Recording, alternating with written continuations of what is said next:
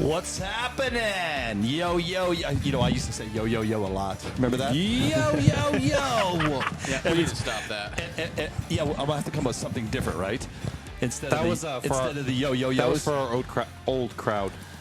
The old crowd. Hey, check it out, man. We're going to be giving away a tool set today, courtesy of BAB. Look at this. We're going to be giving you away. Look at that. Look at that. Laser etched, man. Bad to the bone, baby. Bad to the bone.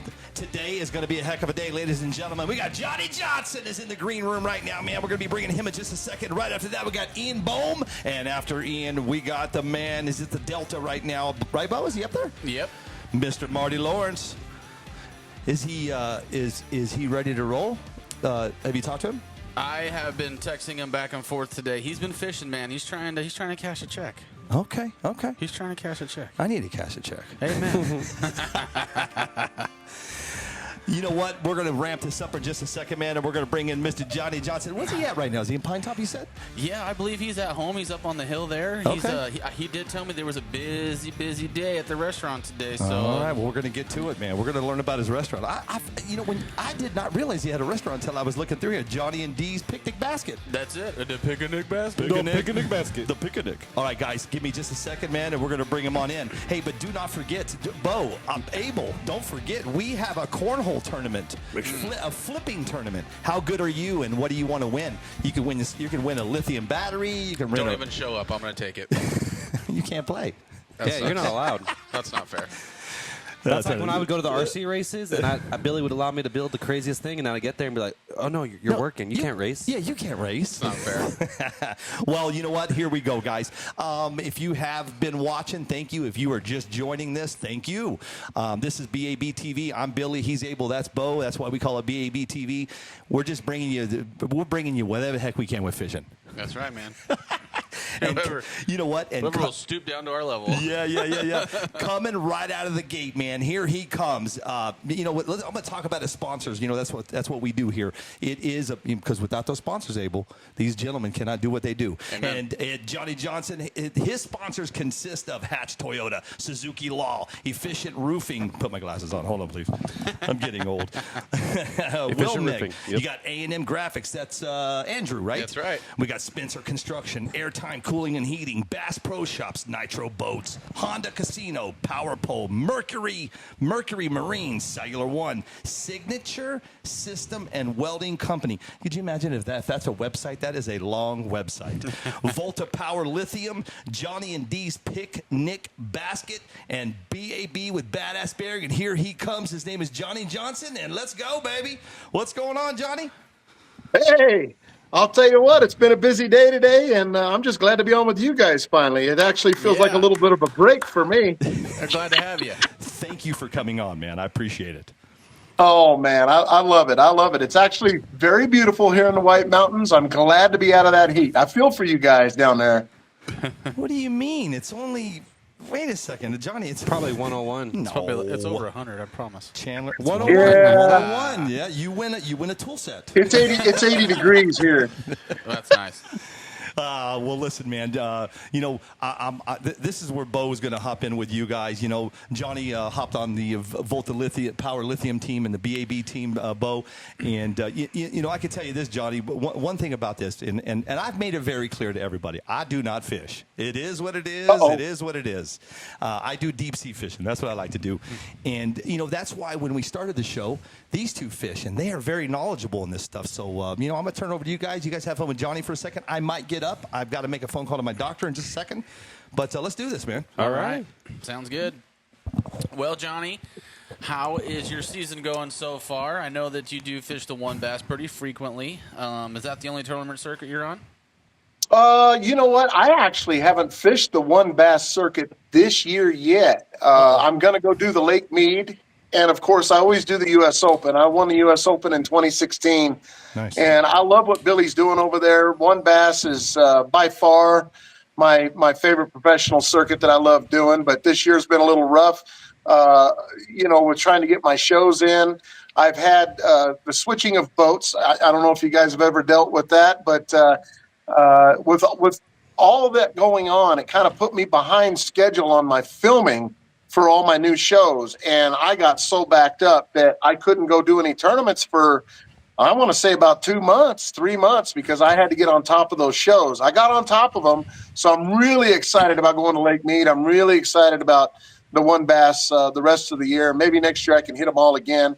I've been doing the Fishing 48 a little bit with Andrew, of course, and that's about it right now. I'm getting all my stuff changed around and getting ready for the 2026 season, believe it or not. Nice. Look at you. I like the fact that you're already getting started because I'm sure when you fall behind, you stay behind. He sounds like me. I'm talking about your show. I'm like you, Johnny. You got a show coming up. You got to get ready. You got to get ready. You got to get ready. I have been in a position a few times over the years, and I've been doing this fishing show now for, since 1997. Since 1997. Really? And I've been backed up a few times. You know, if your boat goes down or the fishing's not good or you have weather issues, especially in the wintertime with snow, and it all dictates whether we can get out there and get them done. To where I've been doing shows, you know, maybe a week or two before they actually air, and it really puts the hurt on me. I mean, it really does, because you get nervous because if the fish aren't biting, it's hard to get a good show done, you know. That's good to know, Johnny, because I go out to your spots on Sunday after I watch your show and I don't catch nothing. Well, that's because I whacked on them then, you know. I crushed the fish, you know. He took them all. You got to give it a couple day rest. I took everything, boys. You're done. Oh man. So Johnny, I know that you've been fishing. You did a lot of cross country fishing in your younger years when you were Yes. you first got started. Let's talk about that a little bit. Like, what are some memorable moments? Maybe some people you met, maybe some fish you caught, lakes you fished. You know, I started the Bassmasters in I think it was 90. It was actually 97 back when they came out west here, and one of my most memorable moments was having Ray Scott actually weighing my fish on stage. I mean, the guy that actually created the whole Bassmaster deal and the tournaments, and to have him weigh my fish in was awesome. But to be standing right next to a man like Ricky Klein or Roland Martin, Gary Klein, people like that I grew up watching fishing, and I'm actually fishing against them. That was huge. And they've entered the one bass. I mean, that back when the U.S. Open started, the one bass was all about the East versus the West.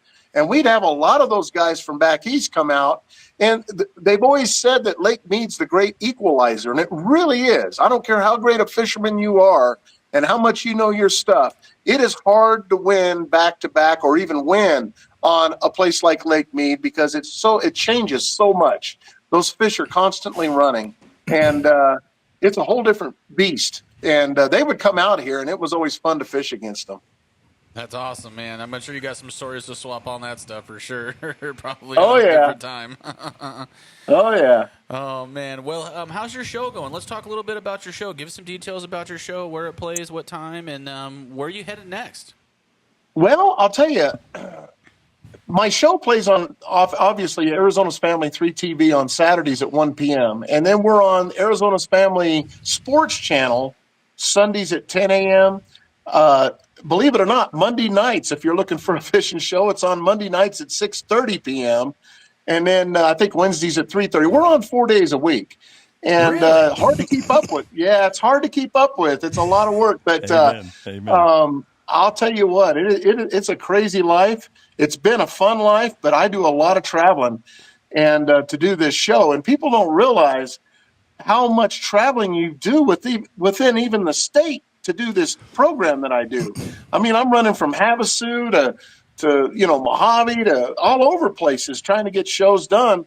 And, I just got a new truck, and my wife was commenting on the other day that, I think I had it like 2 weeks and I already had 3,000 miles on it. Sounds like Billy. And I'm like, yeah, I put close to between 40 and 50,000 miles a year on a truck just doing the fishing show. That's you. But it's fun to do. It's fun to do, and we honestly just flip a coin to see where we're going. I really don't know. My camera guys out. We'll just flip a coin and go, hey, where are we going? And is it going to be Roosevelt? Is it going to be Havasu? Where are we going? We'll flip a coin, and then we'll make reservations, do what we got to do, grab the big RV and go. And so many times I've had people tell me, yeah, you're better off going to Roosevelt or you're better off going here because this lake is terrible right now. But that's part of the show that I love showing people. And it's tough, and I'll agree it's tough. I would much rather be somewhere else. But people want to know how to catch fish when it's tough, too. So we get out there and we do our best and show them what it's like, to be on a tough lake a lot of times. That's good. That's good. So the fact that you flip a coin is very interesting to me. Yeah, that's what me and your mother do when we go on trips. So Johnny, if you could, what would be your favorite lake where you could wake up and be like, if I could fish anywhere, I'd be going there? Doesn't necessarily have to be here. It could be anywhere in the country. But where's Johnny Johnston's favorite body of water? One that reminds me a lot of my local lake here when I grew up, which is Rainbow Lake, and it's not the lake it used to be here, obviously, but the one lake that comes to mind that I've been to just a few times is Clear Lake. I love I'm a big dock fisherman, and people don't realize that from me because I actually grew up fishing docks and things like that, and we can't fish them at Roosevelt Lake or Pleasant or anything like that because it's off limits a lot of times. But, here at home growing up with my bass club, there was houses that had docks all over Rainbow Lake, and you have to learn how to skip, flip under them and all that stuff and learn the difference in docks, whether one's got a foam bottom to it or a black plastic bottom to it. You don't want to be fishing a dock that's got a lot of black plastic on it when it's 100 degrees out and the sun's beating down on it. The fish don't want to hide up underneath that kind of stuff. They want to hide. They want to put themselves under those white foam docks, for example. So I learned a lot about dock fishing. So I'd have to say Clear Lake, man, as far as having to go anywhere. But in this state, I have to tell you right now that one of my favorite lakes of all time has got to be Apache Lake. Not only do you get the most beautiful scenery on that lake, but it's really catered to the fishermen out there because we don't have a lot of other type of boat traffic out there. It's pretty much all fishermen. Nice. Yeah. No wake boats out there throwing 20-foot waves at you guys? No. I've only fished Apache. Sure. I've only fished Apache one time, and all I did was drop shot a 6-inch purple robo worm. I never been there. I haven't been to Apache Lake either. When there was smallmouth in that lake, it was on fire. That lake was one of my favorite places I love to guide, and it's just one of my all-time favorites. You brought up something about the wakeboarders and things like that. There's a lot of them at Lake Pleasant. There's a lot of them. And something I don't think a lot of people know in Arizona, do you realize that you are responsible for your own boat wake? And I don't think a lot of people that have those kind of boats or even with the ski-doos or whatever they are, they don't realize a lot of times how dangerous some of those waves can get. And if you hurt somebody or break something, you, in the state of Arizona, you are responsible for your own wake hurting something. So you got to be careful. That's why look at your buoys a lot. Watch the buoys. Pay attention to what they say. If they say no wake, that means no wake. Yeah, no kidding. It's because they don't know what they're doing, Johnny. Yeah, well, yeah. Well, Johnny, we were at Lake Pleasant last week, and there was a lot of people in the no wake zone waking it. I couldn't believe it. That's wild. They were actually on Sea-Doos in there just going all crazy, and I'm like, I wonder if they got a class on something like that. No. But, No, they hand somebody money, a rental company, and they give you a boat or a jet ski. It's kind of crazy. Exactly. And we all have to learn. And the stuff they do to let someone have the keys to a boat. I was in Lake Havasu last year, Johnny, for a month. We went for the whole month of May, right? And but my wife and I would go to the lake. I take my boat about every 3 days, right? Well, we're pulling out, and they rent pontoons right there, Bo, right at the marina there. This lady is I'm listening to her tell him how to run the boat, and I wanted to say, you're not letting him get on that water, are you? It was absolutely crazy how she's explaining to him, and he's like, well, what is this for, and what do we do here? I'm like, oh, boy. At least we got off the lake. That's right. Yeah.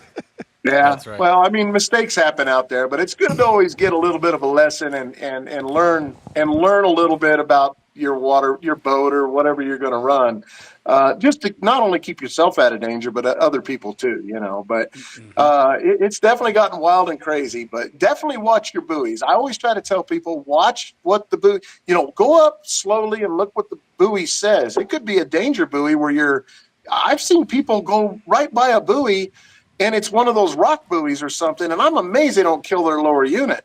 But they managed to get over it when they're on the plane. But I'm like, holy moly, man, that was a very dangerous move right there, Trim it up, let it eat, Johnny. Yeah. Oh, I love Trim it. up, let it eat. Trim it up, let it eat. Let her rip tater chips. So you ready for me to tell you the big story of what happened last week at Lake Pleasant? Yeah, we're ready, That's brother. what we're waiting for. So here you go. Breaking news. Here's some fun juice. This is breaking news. It could make the news you don't know. Love it. So Love what happened was Andrew dropped me in the water, and I'm in my brand new boat with my brand new Volta powered batteries. I love them, and kind of had to put them to the test, believe it or not. But it put more of my back to the test than anything. My trolling motor wouldn't go left or right. Brand new trolling motor. It happens. I've had a million boats over the years, and sometimes just things go wrong, and I could not get that trolling motor to move left or right. So guess who had to bend over the bow of the boat all day long over his graphs and move it with his hand and hit the button and still try to fish? And that was me, because Andrew didn't want to take that responsibility. The one time he didn't want the front of the boat. Anyways, I love him. But yeah, so anyways, my back was killing me at the end of the day, but I didn't realize it would paralyzed me for 3 days. But I will say this, I was on that button a lot because I had to leave for us to fish and for him to fish some top water and do things. I had to leave the button on all the time for the propeller to go. And I was just sitting there with my hand trying to move it back and forth to keep us from crashing. And I'd make a cast here and there. But the reality is we got off the lake. I still had, I think it was 91% of my batteries left. It was crazy. And I'm like, man, I was on them pretty hard today, even having to bend over like that, because we didn't really fire up our big motor at all, hardly. We stayed in areas and just fished them and went down the bank. So I was really impressed with the batteries, man. And I'll tell you, I just got those in on my new boat, and I've been able to use them just a few times. But I'm telling you right now, and I really loved my graphs, how clear they were. And I'll be honest with you, I had to catch a lot of mine off just looking at the forward-facing sonar by how I moved it with my hand with the trolling motor, and I'd throw a drop shot out and catch a fish. And that's basically what I had to do to catch a fish all day. And we managed to catch a limit. But I can't believe the difference between, say, a lead-acid battery and a lithium battery like this, the difference in the screen on your graph, how clear it is. It's unbelievable. I could see the fry. The bass hanging around the fry on my graph. It was crazy. It was nice. Like it. We've done a lot of sleepless nights, a lot of conversations, a lot of back and forth, and we put a lot of time and effort into it. So it's good to have some positive feedback. That is good. Well, and the other thing is the app on the phone. I know I talked to you guys a little bit about it, but it's incredible because the batteries I had before didn't have that kind of an app, and it's crazy how in depth you guys went on the app on that phone on those batteries to see everything on them and how you guys control them. It's just unbelievable. I love the app. It's really cool. I'm learning it, and it's cool. Well, good thing about if you ever, not that I expect you to have any issues, but with how much I've been learning and dissecting into these things, if you ever have some kind of issues where something becomes uncalibrated or needs some adjusting, I've got you, man. I've learned these things pretty well, and like you said, you navigate into that app pretty easily. If there's ever, like I said, if I got to help you recalibrate or kind of do something, I've got the passwords to get into that BMS and make some adjustments. So if you ever got to call us to get some tech help, we're here for you, man. Well, the customer service is great because I was on the water and it really helped. But you guys have been awesome. But I'll tell you what, the fishing's been really good. And I can tell you right now that Roosevelt's been off the charts. It seems like every time I look at Facebook or one of the social media pages, somebody's got a 10-pounder. Really? The Florida strain have really taken hold there. And I'd venture to say if you want to catch a bass of a lifetime right now, it'd probably be at Roosevelt. Nice. At Roosevelt, huh? I've been seeing a lot of people post on AZ Anglers. A lot of people been hitting at, like they call it Rosie. They're like, oh, Rosie's hitting today. Rosie? Yeah, I don't know. People say, oh, I We won at always Rosie called today. it Rosie. Rosie. We love that's- Rosie. That's a new term I'm learning on AZ Anglers, Rosie. Rosie. We're on Lake Rosie today and caught some monsters. I'm like, Rosie? Oh, Roosevelt. Roosevelt. Well, I know you've heard of Unpleasant. Lake Unpleasant. Okay, is that what they Lake call Unpleasant. Unpleasant? Is unpleasant? I seem to always hit that lake on Lake Unpleasant Day. Friends don't let friends fish pleasant. Yeah. Hey, I got to Friends throw a big don't let shout out friends there, fish too. I got to throw a big I shout got out there, audio coming too, from to you. old Roy Hawk You need to turn for that winning guy that audio coming tournament. Sorry, guys. This is my first Sorry, time. Johnny. This is Billy's first time. What did you do? I'm trying to get these dang. What did you do? Johnny? I learned last week. We had on. I think it was. Everybody. Everybody was so loud, All and the we guests weren't. were loud. You were just a little too loud than us, but I got it fixed. No, we're good. I We're think good. so. We're Oh, solid. well, I can set the phone back a little farther. No. We got you. We got you, brother. We got you. Are you at your restaurant right now? I am. I'm downstairs in the overflow room right now. We were getting Okay. just cleaning it up, getting it ready to go for tomorrow. We'll have a lot of people hopefully, and they're all coming up because it's nice and cool up here. Yeah. What is the weather like up there right now? We got probably about a 15-mile-an-hour wind, and it's sunny and beautiful, and it's not hot. It's just gorgeous out right now. Really gorgeous. Nice. Lots of Hold on, I'm trees. going to help him real quick. Well, you know what's funny, Johnny, is it's just me and you now, man. Here's the downfall to our life. Right now, I've got lithium batteries going out. So when my UPS guy walks in here, there's no filter. These guys get up and they get the batteries out. There's nothing wrong with that, man. Business got to keep going. Hey, what's that? I said, you got to keep the business rolling, man. You got to keep gotta going. try, man. You got to try. My wife, I was telling you when you was in the green room that I was going to, my wife and I are going to, I think we're going to bring the trailer up and get out of the heat this summer, man. And I think Pine Top is going to be the go-to place. If we do, we'll swing in and have lunch and breakfast, and that's your place. Definitely get up here to the picnic basket. It's beautiful. We do good. And I was here today meeting and greeting some folks, which was really cool. One of the things I love about being home for a few days is I get to come into the restaurant and see the folks that might watch the show or something like that. And they get to see me in person and I get to see them.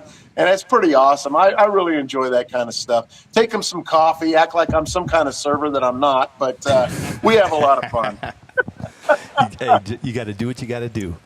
Yeah, my wife pretty much runs this whole place when I'm gone, and she does a great job at it. We got a great crew. We love our crew, so it's been really good. They can hear me? Yeah. That's fine. bro. You're super loud, man. You're killing me. Hi, Johnny. Are we done? Is UPS good? UPS is good. I just Sorry want to make about sure. that, everybody. I want to make sure I'm doing the right things for him. From now on, no more UPS when we're doing a show. Well, what time is it? He's right on time, I think. And we're good. Yeah, we're he good. comes right at Well, that that's a time. good thing. Yeah, he's right on That's a time. good thing. Sorry, we got Ian that just came in too. Our next guest. So I'm going we're to get him taking set care up. of He can that. sit with us. Okay. Yeah, you guys keep going. I'm going to get him set up. Okay. So What a Johnny- great angler. Johnny. Yes, Dude, sir. everything is so loud. Everything is so loud. Well, then turn yourself down, buddy. Which Thank one are you. you, 3 or 4? I don't know. It's Oh, There my you go. goodness. You know what? Watching you guys do this, I'm so glad I quit playing music years ago. We went through this on sound checks, and this is why I don't go live a lot, Yeah. All the headaches of the sound system. So Johnny, I just want to give some a testament to you. Last year we were at Mead and we were chit chatting, having dinner. You said something Yeah. to me that stuck in my head that I will never forget, and Uh-oh. it's a good thing. It was involving what we were talking about earlier, the wakes and stuff, and like you brought something to my attention that I've never thought about before. And Johnny's like, people come in with those big boats, and then they start throwing and crashing the waves up in your wake zone. He goes, dude, them waves will get them crawdads running around, and then could turn them fish on. And it just goes to show you, like, the experience level that you have, and it's an amazing thing to just have a conversation with you about that stuff. And like that's a big reason why I'm sure a lot of people watch your show, is because you have that in-depth, intuitive information that most people just getting started or have been fishing for a while don't really understand. Well, we try. I've been doing this a long time. I do love to teach. I love it. I don't know how much more I can. These kids like Shane Edgar and all them guys, they're doing such a great job. I remember taking him out when he was a kid on one of his tournaments, and he was catching fish good then. And I'm like, boy, these kids are going to be just gnarly. I mean, they're going to really put it on us, man, when they get older, because we didn't have that opportunity when I was young. We didn't have YouTube to learn off of. You got Bill Dance, which was one of my favorite shows. You got Bill Dance and maybe a little Jimmy Houston and Roland Martin and the Bassmasters. But the reality is I remember when I was a kid trying to learn how to fish, I had to pay like $50 for a VHS tape that was about 40 minutes long from Scientific Angler, if you remember those. And that's a long time. That's really setting me back. But just to try to get a secret or two, and learn something. And I think that forward-facing sonar is teaching us a lot of what we didn't know about fishing. But, it's been fun. And I really do enjoy teaching people and helping them. And it ain't just the wakeboarders and the ski-doers. The new bass fishermen coming out. We've been doing this a long time, and we are all at fault for sometimes maybe getting too close to somebody or you'll have a bank fisherman that's bait fishing and you're in a tournament and he's right in your juice, and you're like trying to squeeze your way in, and you realize what you're doing is wrong. You got to back out. You got to let these folks fish. It don't matter if you're in a tournament or not. You got to give respect to other anglers. And we've all been guilty of making those kind of accidents. And sometimes it happens when you don't want it to happen. But it's a good learning process, and just have respect for others on the water is very important. And, it's tough sometimes. I'll agree, man. And right now with the tournaments the way they are, everybody's kind of on top of each other. And you just hope you got enough respect for each other to do it right, and make sure you feel good when you walk away from the situation you put yourself in. But I've loved teaching, and I've loved doing my show for years, and that's my mainstay. I do tournaments to show people I can still compete, which lately hasn't been too good, but we'll get back to it. I've just really enjoyed it. Plus, I've loved competing. I was an athlete as a kid. I played baseball. I played football, and my dad was a great athlete. And I thought I was going to be a pitcher and a shortstop baseball player growing up. And that's what I wanted to do. I won the punt, pass, and kick when I was a kid. And I'm like, man, I'm going to be an athlete. But then I started realizing, man, after about 30 years old, you're kind of over the hill being an athlete. The one thing I did realize is, something I really realized was I love fishing so much that, man, you could tournament fish. Look at Ricky Clunn. He went to the end, and he actually won. He won one before he retired. And fishing's something you can do up into your 60s, 70s competitively. It gets a little harder. I'll admit it's getting harder for me. The kids are really starting to take hold. They're just so fast at learning things to where we're kind of old and stubborn, But I still love it, and I love to go out and compete and teach. But it's been fun. It's been a good ride for sure. Absolutely. I had to step away. Did we get to talk about your restaurant? Yeah. Oh, yeah. The Picnic Basket, we're open 7 days a week, breakfast and lunch only, 7 to 2. We'd love to have you up here. Come enjoy the beautiful White Mountains right now. It is so gorgeous. We just got through that Greer fire. My cousin was actually evacuated from that area, and he got to go back home. The only thing I can say is if you're pulling a trailer, and, being that we're on this subject of boats and trailers and stuff, make sure you get your chains to where they're up off the ground, even when you hit a bump where you're not throwing sparks off to the side of the road and maybe causing a fire. But come up and enjoy the White Mountains. It's so beautiful, man. I love it up here. Yeah, I know, man. It's hard to get you off that hill. Oh, yeah. We got bass in our lakes up here, too. About that. Where's that It's at? East. Payson, Sholo. Okay. Yep, Sholo, Pine Top Lakeside, that area. How far is, are you near Heber Overguard? Yeah, I'm about I'm about 40 minutes in Pine Top from there. Okay. Maybe 50 minutes, but from Shoalo you're about 30 minutes away, 35 minutes away. I love Yeah. Heber. It's so pretty. So It's beautiful. Let's talk a little bit about them smallies up there on the rim. What do you got for me there? You really want to go there? Okay. You're talking about Willow Springs, I Yes, take sir. it. All right. You know what? I love that lake. I grew up.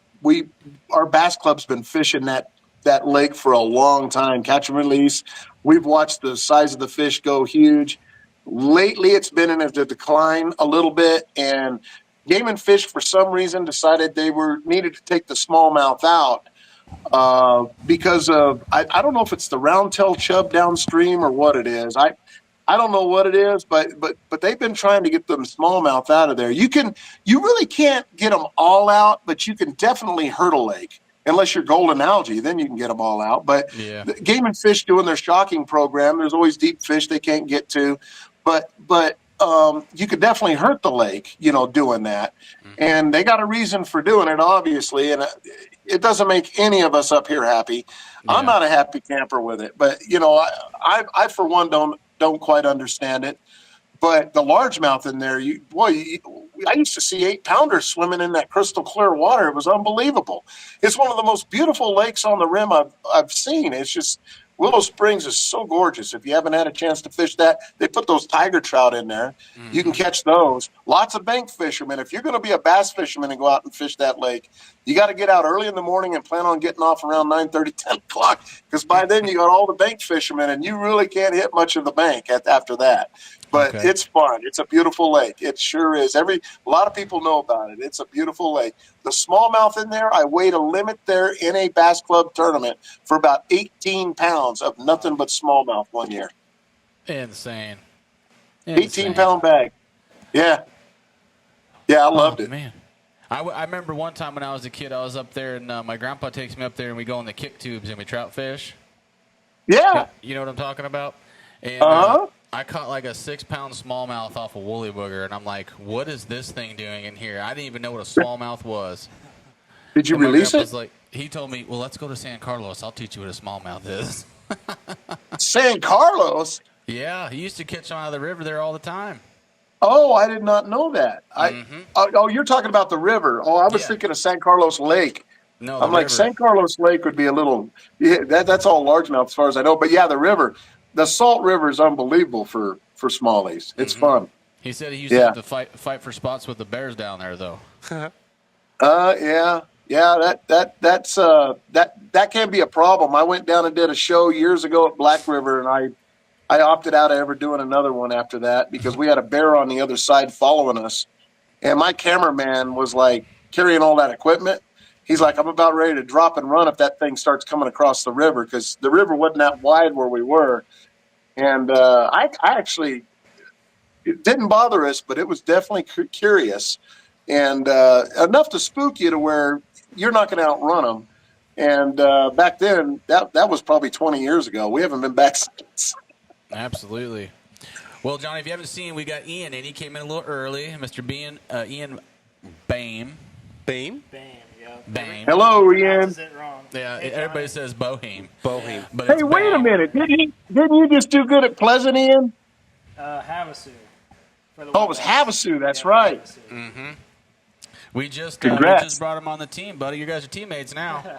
Oh, that's caught awesome. The biggest fish I've ever seen in my life. He's caught the biggest fish I could put my fist straight down his throat, dude. Like I've never seen a fish's mouth as big as my head.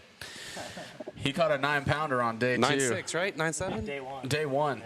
Day one, you caught a 9-pounder. Out of Havasu, that's a big fish. That's a big fish out of Havasu. And it was spawned out, too, so it would have been a little bit bigger. Wow. A little bit. Unbelievable.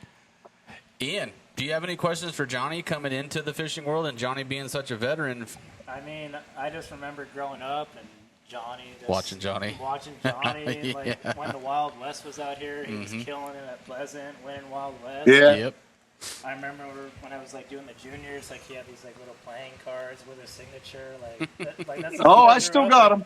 Yep. So, I mean, that's just what I watched, growing up, Johnny. And all those guys. He's a local legend for sure. Oh, yeah. He's a local legend for sure. Don't knock Johnny. Don't knock Johnny. Well, yeah, I ain't as good as I once was, but I'm still working on it, man. That's good, man. I mean, just like you were saying, like that's the most wonderful thing about fishing is the first and foremost is it's done all over the world. Every community ever has had a hook and line in the water. That's for a lot of folks. That's the means of life, and it's something that you can share with somebody without even being able to speak the same language. And you can go out and you understand what's going on, and they understand what's going on, and it's a cool thing. You can get, like Johnny was saying earlier, you can do it all the way up into your 80s. I mean, my grandfather is 83 years old, and he goes to Saguaro Tuesdays and Thursdays, and he throws a depths 250 from 6 in the morning to 6 at night because he wants to catch a 10-pounder before he dies. Wow. Mm-hmm. Wow. That's awesome. Dedication. That is dedication for sure. He's trying to get me out That's there. I was like, I don't dedication. throw that thing for that long, man. That thing's huge. What is he throwing? The big old Huddleston's, the big depths 250s, big. Yeah, like a 2 to 4 ounce bait. Mm-hmm. Big boy. They've always Lugging said the that thing bigger out the there. bait, the bigger the fish. But sometimes, I've caught little fish on stuff like that too. But it is what it is. I'm not much of a big swim bait fisherman. I admire the guys that do it and want to stick to it. And I do some swim baiting, but not a whole lot. Andrew does a lot more in our boat of the swim baits than I do. The only time I ever put one on is when I see him crushing me. I'm like, wait a minute, put one on for me, man. I'm ready to go. Yeah, absolutely. So, John, Yeah. what is one bait technique that you have tied on in your boat at all times? One bait technique that I have like, tied on at all times. That's jig, easy. drop That's shot? a drop. It's a drop shot all day long 100%. in the state of Arizona. In the state of Arizona, all day long, drop shot. It used to be, believe this or not, before drop shot even came out, it used to be a split shot. You'd always have a split shot tied on for those tough days. So yeah, Rock on, man. Drop shot, baby. Drop shot. Drop shot it is. All right, Johnny. Well, do you have anything else you'd like to add to the show or anything else you want to talk about? Maybe something going on you want to tell the people about? well, we got all new shows we're going to start filming here in September for 2026, but I think we're good, and I'm so excited. I just got in my new boat. Like I said, I've had it out a few times, and I'm so excited about being part of Volta, and you guys are just awesome, and it's going to be a fun ride. Let me tell you, we're going to soon be going into our 30 years of doing the show before long, and hopefully we can stay on that long, and I can keep teaching a little something, but guys like Ian and Shane and those guys are really taking hold and doing a great job. And I'm proud to watch those kids grow up and do a great job. I really am. And it's really cool to watch as you get older and watch these guys really take hold of what's going on and take the industry a little farther than we've been able to, with all the new technologies and stuff like that. For me, I'd kind of like to throw the technology out the window and just fish the old style. But if you do not learn that stuff, you do not compete. And that's the truth. And so it's really cool to see the kids, how fast they learn, man. I'm like, what happened to my learning abilities? I don't know what's going on. I'm grasping a little slower, but I'm having a lot of fun. And believe it or not, and I'll say this because Ian's there, and I'm not saying this to butter him up at all, but when I'm out doing these tournaments and I watch what these kids do, a lot of times I'm still learning. Never think that you're not that good that you can't learn off of anybody. These kids are even teaching some of us old timers how to do things, and I'll bring it to the show. And so it's really a cool deal to watch, and I'm so proud of them. And I've really enjoyed it. But I want to thank everybody that watches the show, and I especially want to thank you guys for having me on today. It's been a blast. It's been our absolute pleasure, Johnny. We appreciate you taking some time out of your schedule. We know that you travel all over the place, and you got your diner up there, and there's always something going on. So we just appreciate the time that you've given us. And if you need anything from us, you just let us know. Well, thank you very much. You guys have a wonderful day. And Ian, good luck, and I'll see you on the water, buddy. All right. Thank you, Johnny. Have a good one. Bye, Johnny. All right. We'll see you. Take care. Bye-bye. Bud.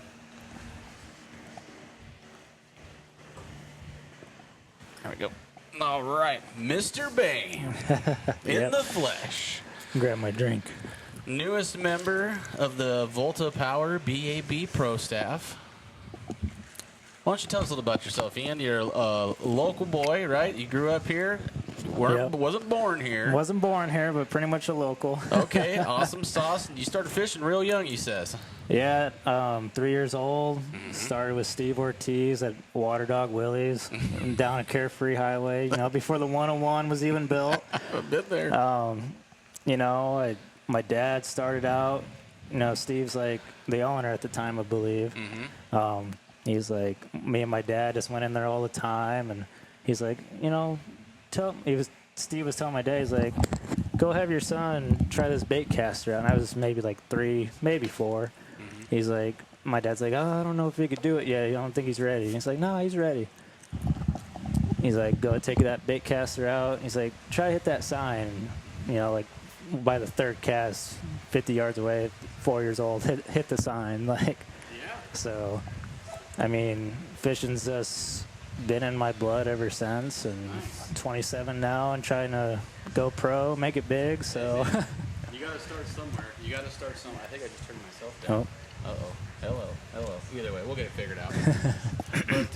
but yeah, so you started fishing is this your second season in the one bass? Second season, yeah, in the one bass. Okay, rock on. And I was doing when Wild West was around, I was doing a couple of those and just mainly fishing all the local stuff. But okay, rock on. Do you do any of the other local stuff? Besides, are you still doing the local stuff?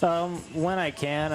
I did just pick up a second part-time job at the Hookup Tackle, so now I work 7 days a week, so I'm pretty busy. Yeah, no kidding. 7 days a week. So when you're a painter during the week, right? Yeah, painting contractor. Oh man, I've been in those shoes, dude. My hands are still dirty from work. Absolutely, man. So let's walk through last season. Let's see what's going on last season here and kind of going. It's not working. Okay. You're good. There you go. On the one bass last season, you got started. You fished all of them last year, correct? Yep, I did. So out of all the lakes you fished last year, what was the one you had either the most success on or the most fun on? Or both? You do both? Most fun, even though I didn't do that well, every year it's Shasta up in Redding. Yeah. Even though I've never seen the sunshine there, it rains and snows every single day that I've been there, but it is just so pretty. Yeah. And it's like Johnny was saying, Apache Lake, like if you still catch a lot of fish, but they might not be big ones. They do have big ones in there. I caught a 6-pounder this year, a spotted bass, but nice. That's a big spot. So pretty, that lake. That is a big spot. Yeah, it was huge. Last year, the biggest lake you had the most, not the biggest, excuse me, the lake you had the most success on last year. Where'd you place highest last year? Last year for the one bass, I know I finished 21st at Clear Lake. Nice. And then I think at Mojave was my first time for the Open. I think I finished 22nd for that. Nice. So those were my highest finishes. So speaking of Clear Lake, 2 Century Belts came out of there this year.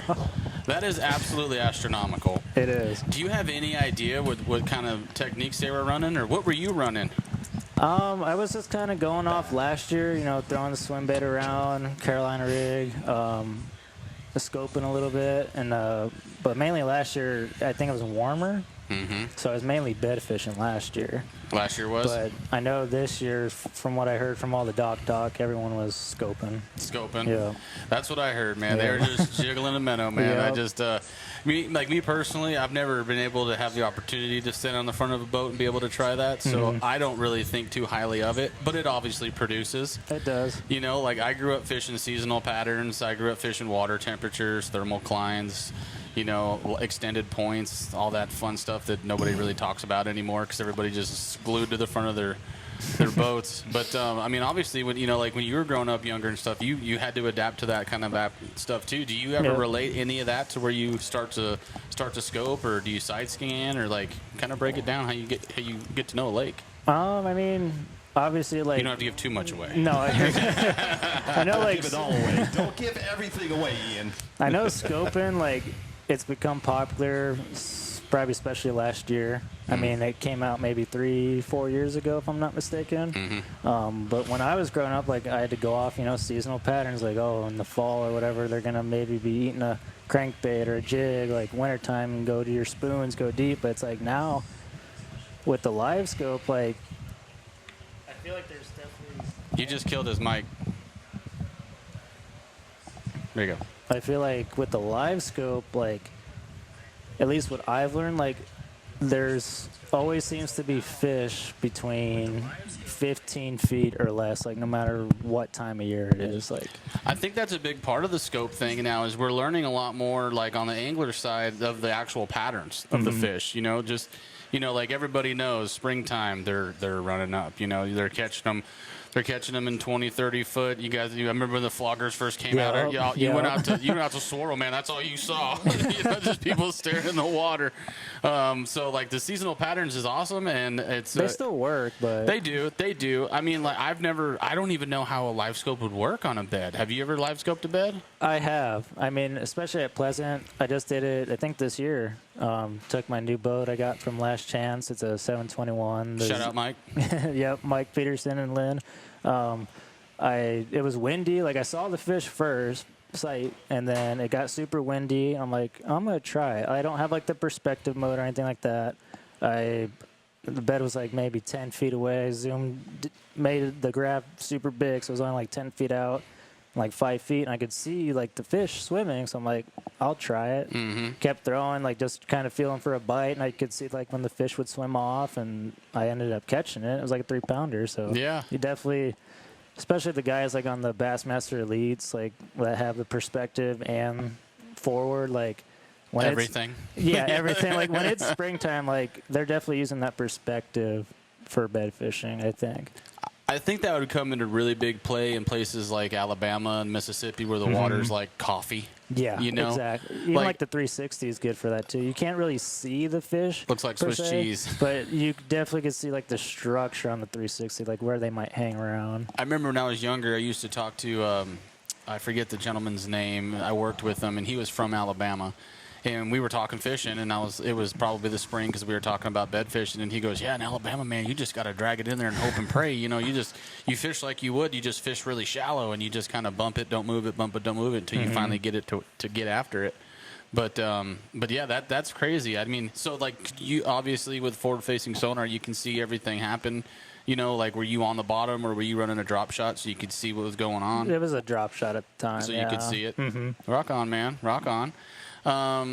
So this year so far, you've been doing pretty okay, man. Yeah. You're doing pretty good. I mean, you're in the fight for the AOY. Yeah, I think I'm in 5th place right now. That's good, brother. That's so good. Let's walk through Havasu a little bit. Let's kind of talk about that. So I know, just because we've been talking for a long time, that you were up there and you were hitting practice pretty hard. Yeah, I was. I usually, for the one bass, I like to, I have to take a week off work. I don't have to, but I like to. I like to get 3 to 4 days of practice. Obviously, with the Tuesday, it's like usually like a half day. But I got up there Friday night, rigged some tackle, seasonal stuff, or like from past history, like last. I like it. Last year, I'm like, well, last year, I flipped 20 pounds on the first day. Wow. So I'm like, got my flipping set up, frog set up, some other stuff, top water scope. And then Saturday morning, thing was raining. I believe it was. A little overcast. I went out. I was by myself because my travel partner, Michael, that fishes AAA, he wasn't coming up till Sunday afternoon. So I just went out by myself, tried to do the shallow thing, wasn't really panning out. Started to come back towards the main lake, fishing cages, and got a couple on a drop shot, Carolina rig, like stuff like that. I wasn't really scoping. And then on Sunday, went up in the river, flipped a little bit, threw the scope a little more up in the river, and started catching them. I'm like, all right, on to something here. They're on to something. Yeah, like they're eating the minnow better than anything else. Like I tried cranking the grass in the bowl, like how Roy won. So yeah, I'm like, I know during like this time of year, like they should be eating the crank. Should be. They should be. But tried it for a couple hours. Let's talk a little bit about those cages, because I know you caught your big one off a cage. Yep. So let's just kind of go in a little depth. I mean, Roy did talk about it last week on a little bit, but I mean, it's different perspective, different angler. You don't live there. Nope. It's probably not. It's not something that us down here in the valley are used to seeing often. You know, like you and I both know, you fish Pleasant, sticks that big, and it's sticking out that far. There's a fish on it. But let's talk about the cages a little bit. Like, are you looking for a specific size of cage? Are you looking for a specific dimension? Like, or are you just looking for cages? During practice was kind of just looking for cages. I know they have the super shallow ones, like where the I think it's the shell crackers. I think are the big ones. Like they go up in there and spawn. But during practice, I was kind of looking. I always like the deeper cages between like that 20 to 35 feet. So I was just kind of cove hopping, you could say, in practice, as marking deep cages that I could find. Like there's not a whole lot. But the ones that, like, I did find, like, within, like, the first cast, like, I'd catch one. I'm like, oh, shit. Like, I need to move somewhere else. Like, I probably shouldn't even throw one, but. Yeah. Oh, I see. Or cut the hook or something. I know some guys are skeptical. Hold on. Yeah. You'll get it back tomorrow. Yep. Don't you worry about it. But walk me through. I know there was a little bit of a situation with the cage catch, so let's, like, walk through that a little bit. Give the viewers the details on that.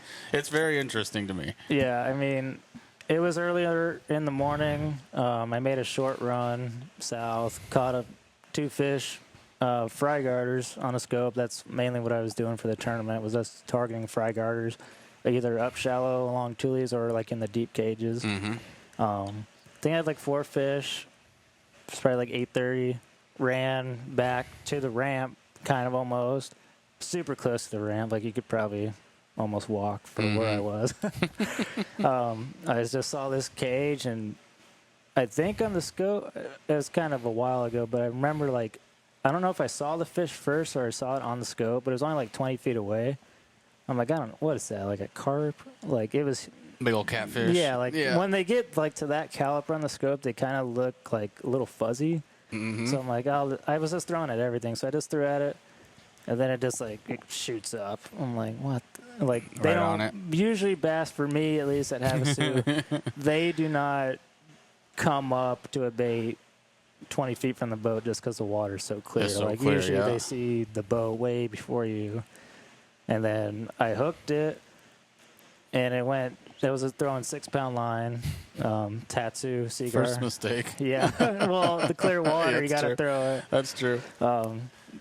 And then she just went straight towards a cage.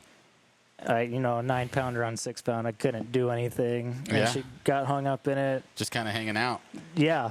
And I was sitting there for like 10 minutes, like just praying. Like I almost broke off. Like I was like, I need to start fishing again. Like I saw the caliber of the fish. I'm like, that was the one, like, to get me up there.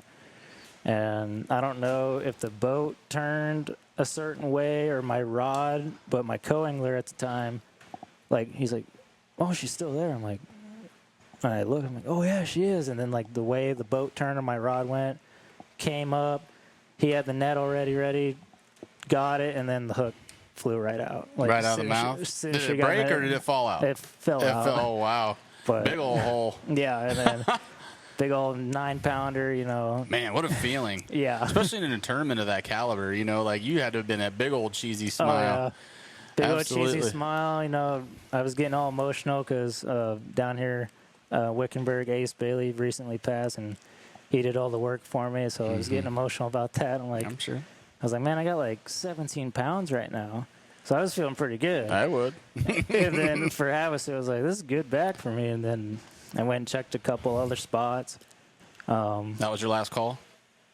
No, actually. Couldn't have been. I was going to say, couldn't have been. I went around the bowl, had a couple fry garters marked wrong, Windsor. And then I stuck like a 4-pounder. And then I think I had like my 22, and I just went. It's amazing, dude. I had like 22 pounds by like 10:30, and I was like, that's a bag. I just want him go in. Yeah. Like, I didn't know what else to do. Absolutely. Shout out to Ian's dad, by the way. He Apparently, we're too little far out of his area code.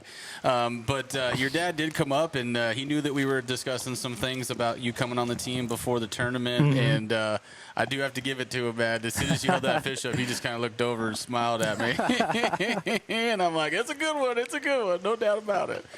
But, obviously, he's a huge support for you. Absolutely. I saw your other half there. She was getting after it. You have I absolutely saw a very good support system for you, which is huge, especially when you're a traveler fisherman. Understanding what it takes and time away from home and all that stuff. So shout out to all of Ian's loved ones for that, because it really helps him stay in the mental focus that he needs to be in to be able to accomplish things like he didn't have us do. Absolutely. For sure. Let's go over day 2. What happened in day 2? Same kind of thing, fry garters, checking them out? Yeah, a couple fry garters. I think I only ended up like 13 pounds for that day, but my second day absolutely amazing guy. Like, he owns a shop down in Blythe. I forget the name of it. Oh, but man. Shout out day 2, How you doing, bro? I think it's Dave. He's amazing, but... we just ran our stuff, had a good time.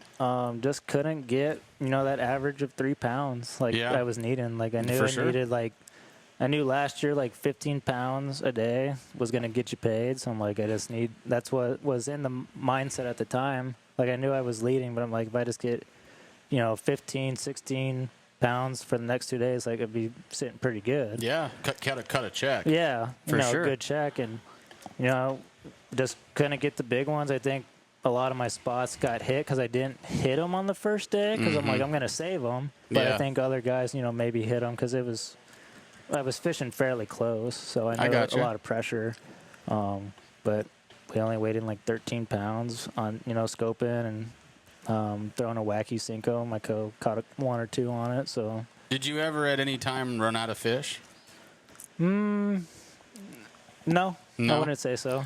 I was talking to Shane after day 1 or day 2, and I ran out of fish, man. Yeah. And he just had to fish all day on Friday. So after day 2, a little bit. I did definitely hit spots on day 3 that I've never fished before in my life and caught fish. So I like that. Just go fishing, Yeah. Just go fishing. I mean, that's what it's all about.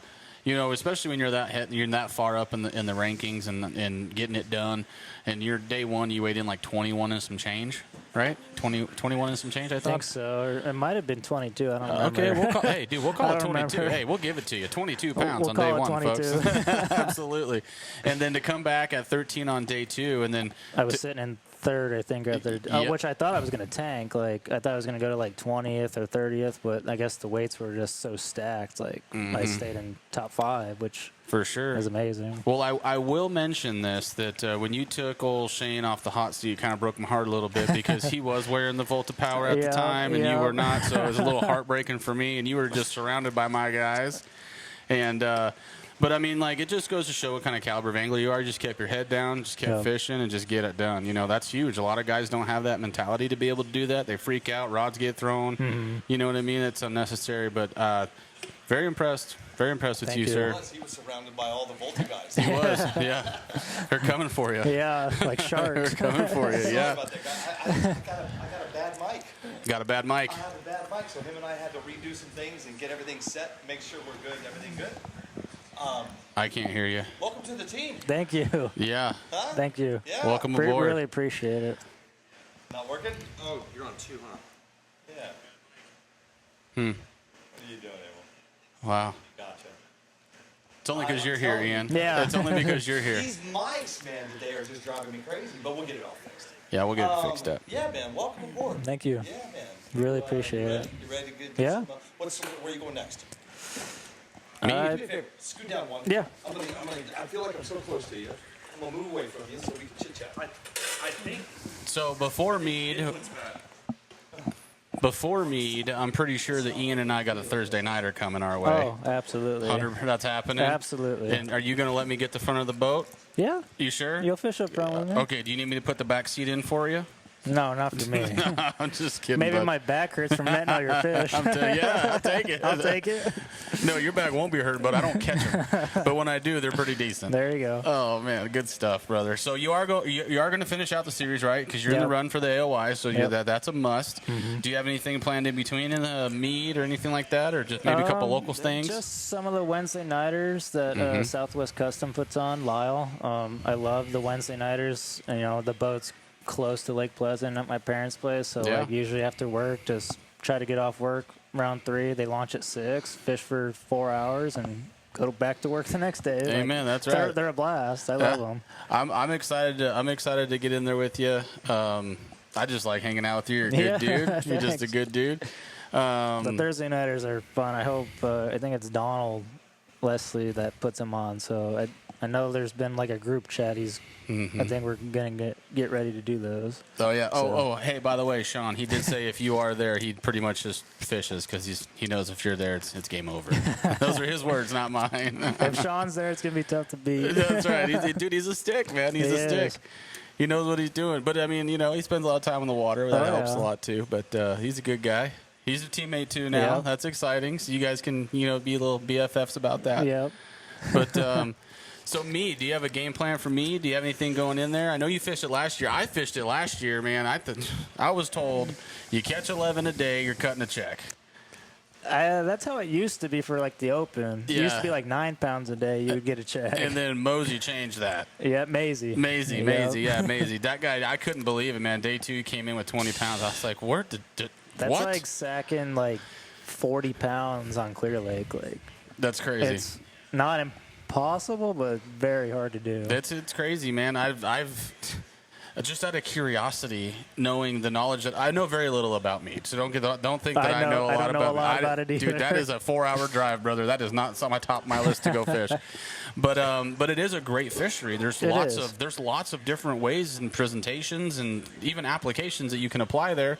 I was talking to the president of the NBA, which is the Nevada Bass Association, and he tells me, he's like, dude, you can fish anywhere on the lake and catch fish. You can throw anything you need to when you catch fish. You just got to find them.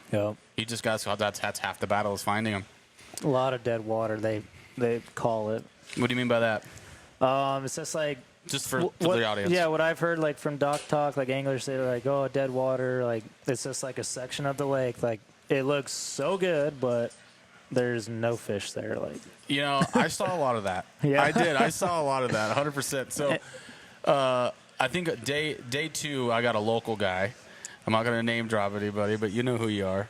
And he blew me away by where we're going into some of this stuff, and I'm like, why are we here? Yeah. Dink. And then we pull in, and then practice and pulling in stuff, and I'm like, oh, there's a fish here for sure. There's no doubt. Nothing. Not a single one. I'm like, there's no way, dude. This would kill it Pleasant. But it's not the same. They need to put cages in Pleasant. Yeah, they do. They need to do something. They put all the habitat in Bartlett, and they should have put it in Pleasant. But, like with the way that the striper population in Pleasant came to be, I personally think that it diminished the largemouth population. I think it hurt. There's hardly any more crappie left in there. I can't find them. I've caught some big ones there. Well, I don't have forward-facing sonar, Ian. It's true. Seasonal patterns, partner. Yeah.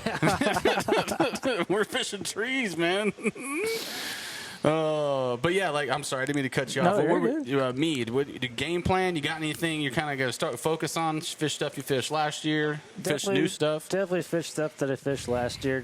I like to fish like the Temple Bar area up by Greg's, like up towards like you could go, well, I guess you used to go up towards like the Grand Canyon. I guess Rick Clun won a tournament, ran way up there to the Grand Canyon. I was up there all 3 days. No, first 2 days. The third day, my pro had a prop problem, so.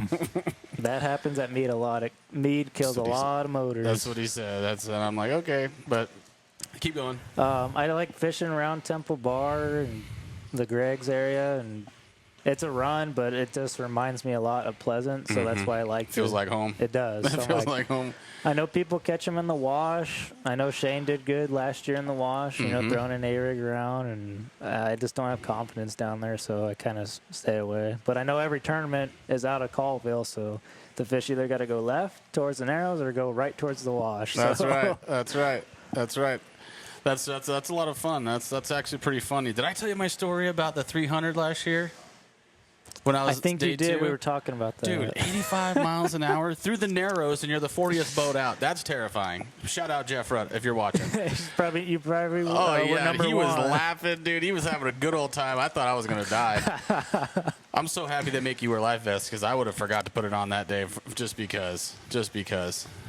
At All right. 300 on a whatever it was is fast. That's right. Tell me about your new boat. What do you think? I love it. I mean, I broke it in at Shasta. It got super wet, but it dried out. But it's the new ZXL. I mean, I'm not sponsored by Phoenix or anyone like that, but it's an amazing boat. I had a 921 Pro XP before that.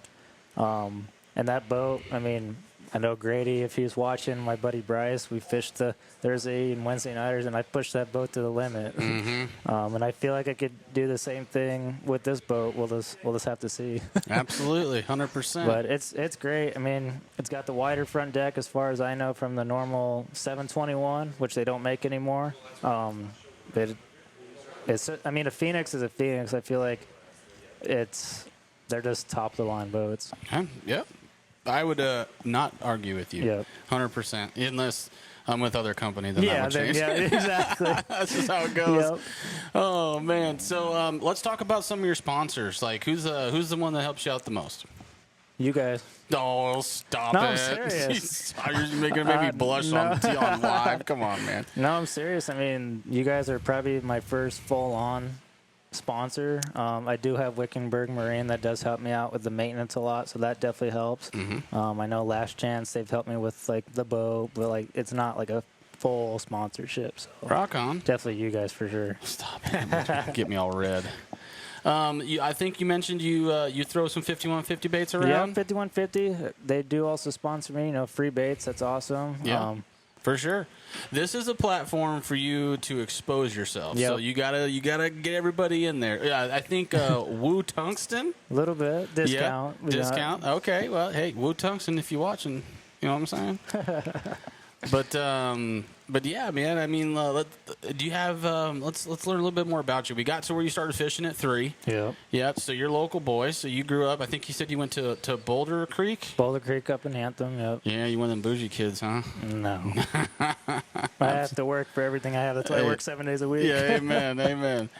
Oh, man. Right out of high school. I know you fished the high school series. I did do that. Yep. I fished the juniors, too. My dad ran that for a while as well as the high school. I did qualify for a couple Bass Nation championships when I was in high school. Cool. And then I didn't do college, obviously. Just kind of went straight into work. But It's overrated.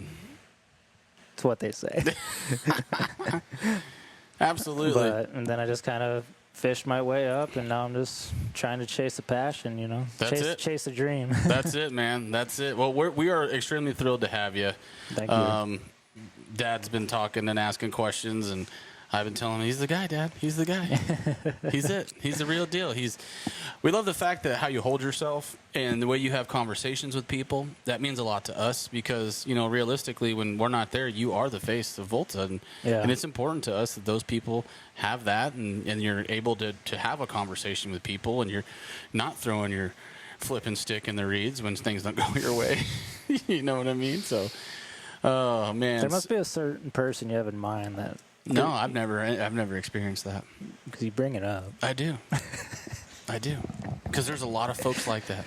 Can you hear me? No. Mm-hmm. No, I can't. All right. Well, let's see. What else you got for me? You got anything coming up that's kind of exciting? I know in October I'm going to be super busy. Yeah. I do have my girlfriend, her best friend, is getting married in Tennessee. Fun. So congrats to them. Yep, shout out. After, I think the wedding's on a Saturday. We fly back Sunday. That Sunday night, I'm driving to Mojave to fish Monday morning for the Open. U.S. Open. So probably might practice the week before. Don't know yet. So maybe no practice, which is fine. And then after the Open, I qualified last year through AOI for one bass to go fish. It's at La Crosse, Wisconsin, to fish the Bass Nation Championship to qualify for the Classic. That's So awesome. that's pretty exciting. And that's this year, right? You have not fished for that yet. Yeah, that's this year in That's coming October. up. And then for Havasu, because they do top 5 pros and top 5 co's, I qualified for 2026, but they don't release that till like the fall. Okay. So never been to Wisconsin. It's a river system with locks. Never done that before. So It's probably going to be a little intimidating. yeah. So hopefully the boat stays safe. That'll be the main goal there. Yeah, for sure. Don't wanna- Can you hear me now? Yeah. can. Yay. Oh, my gosh. We have been struggling. You're going to Wisconsin? I am. In Oh, October. boy. Bring me back some cheese curds, What? dude. Okay. When are you going there? And like middle of October. It's going to be cold, be bro. chilly. Is it gonna be cold? You got to take a cold gear. Have Okay. you ever fished in cold weather like that? Just Reading when it snowed Shasta. this year. Oh, Shasta. yeah, right. That's Yeah. the coldest I've probably fished in. Yeah, I think my brother said it rained like. It rained one day, snowed the next, and then bluebirds the next. Did it really snowed up there? Yeah, I have videos of it. But that's a higher elevation, right? It is. Yeah. It's up in the mountains. In the mountains, right? I can't believe I don't know what's going on in my life today, but sweet. We're way ahead of schedule, by the way. I know. What happened with Johnny? Johnny, nothing. I just it didn't seem like I ran out of questions and I couldn't talk about his show anymore. And I apologize. You know, normally I'm on here to help you guys, but we could not figure out what was going on with these mics, but I got it figured out. Because we got up next, we're going to have Marty Lawrance, but he's supposed to be here in another hour. I texted him and said, hey, man, if you can come on early, let me know. For sure. Good Yeah, old for sure. Marty. Well, No, I'm hey, paying her. I I'm was- I sure heard you Ian could carry a conversation for a little while. Well, I heard you I'm talk fine. about your boat. What kind of, Phoenix. listen, you're gonna know that I don't do any of this, man. I just I sponsor and help out. But what? You have a Phoenix? Yep, I Okay. just got it in February, Oh, right before Shasta. it's brand new. Yep, Okay. 2025. How do you like it? It's amazing. Really? Okay. My girlfriend picked out the colors. Oh, she's proud of okay. it. Of course she did. She's proud of it. What color? It's white. White. It's got light gray gel. And it's got, I think it's Galaxy Mist pinstripes that Phoenix colors. Oh, It's got okay. a little bit of sparkle. Oh, come on now. You don't like that color? I'm just giving her a hard time. I'm just giving her a hard time. Because she picked it out. Yeah, That's not right, guys. You can't do that. Oh, but man. it's a beautiful boat. I mean, hopefully one day, I would like to get it wrapped eventually one day to protect it. But for Yeah. now, she's ceramic coated and Okay. it's protected as it can be. So. Yeah. Well, I'll tell you what. We can give you some product that's coming out from us here shortly to take home, Yeah. and That's it right. leaves a sun protectant on top of that, so you ain't got to worry about it, dude. Yeah, we're launching 2 weeks.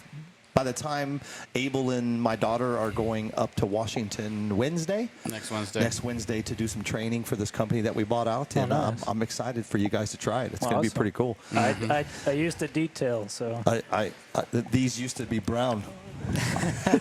No, seriously. They did. My shoes, dude. I do not. I wear nothing but white. Look, they're already dirty. Yesterday, these were greasy and dirty and ugly, and I put my new product on it, and look at that, bro. a lot better. Like brand new. Yeah. Heck yeah. I can't wait to bring it out. It's gonna be pretty Yeah, good. Yep. nice. Yep. We got some. Hey, I forgot to tell you guys. I'm giving away today. We're gonna give away a BAB fishing toolkit to you guys, and I'm gonna let Ian do it. I'm gonna let Ian come up with some type of a question for you, and then we laser grave them on the back. Question. Do you like a trivia question? Are you any good at that, Ian? Okay. I could try. I've never done it before. You could really like stick it to him and make him do some super crazy Google searches. Okay. Don't worry, you're gonna get one of those in the boat on your way out of here. Yeah, we're going to get you one on the way out. But why don't we do this? Let me see. I want to give that away today before you leave. I can't believe how many problems I had. You know, I figured out why. Him and I were talking about. You understand? These headsets have traveled with us for 3.5. We've been throwing them around. That one's bad. This one's. I figured it out, dude. I'll tell you about it later. It's not good. Not good, he says. Yeah. You know what? You got a few people watching right now, but do me a favor. Come up with a question, and whatever question he comes up with, the first person to answer it, we're going to give you the new BAB toolkit. We're going to get you one of these on the way out. Okay. I'll go over what everything does before you leave. Yeah. Looks like some surgical stuff. It is. You're doing surgery on your reel, man. Surgical reels here. Marty the mustache. Yeah, man. Yeah, the Yes, mustache. he does Here have he a comes. mustache, Here Josh. it comes. You know, I'm gonna read some of these messages really quick. Way to go, Ian. We are super proud of you. Who's Krista? Is that your girlfriend? That is my buddy's girlfriend. Krista Hose. Right? Uh-huh. Yeah. I'm just going through. Okay, yeah, cool. You know what? There's a few people watching, but just come up with something, man. It don't matter. Just you got it. I know you can do this.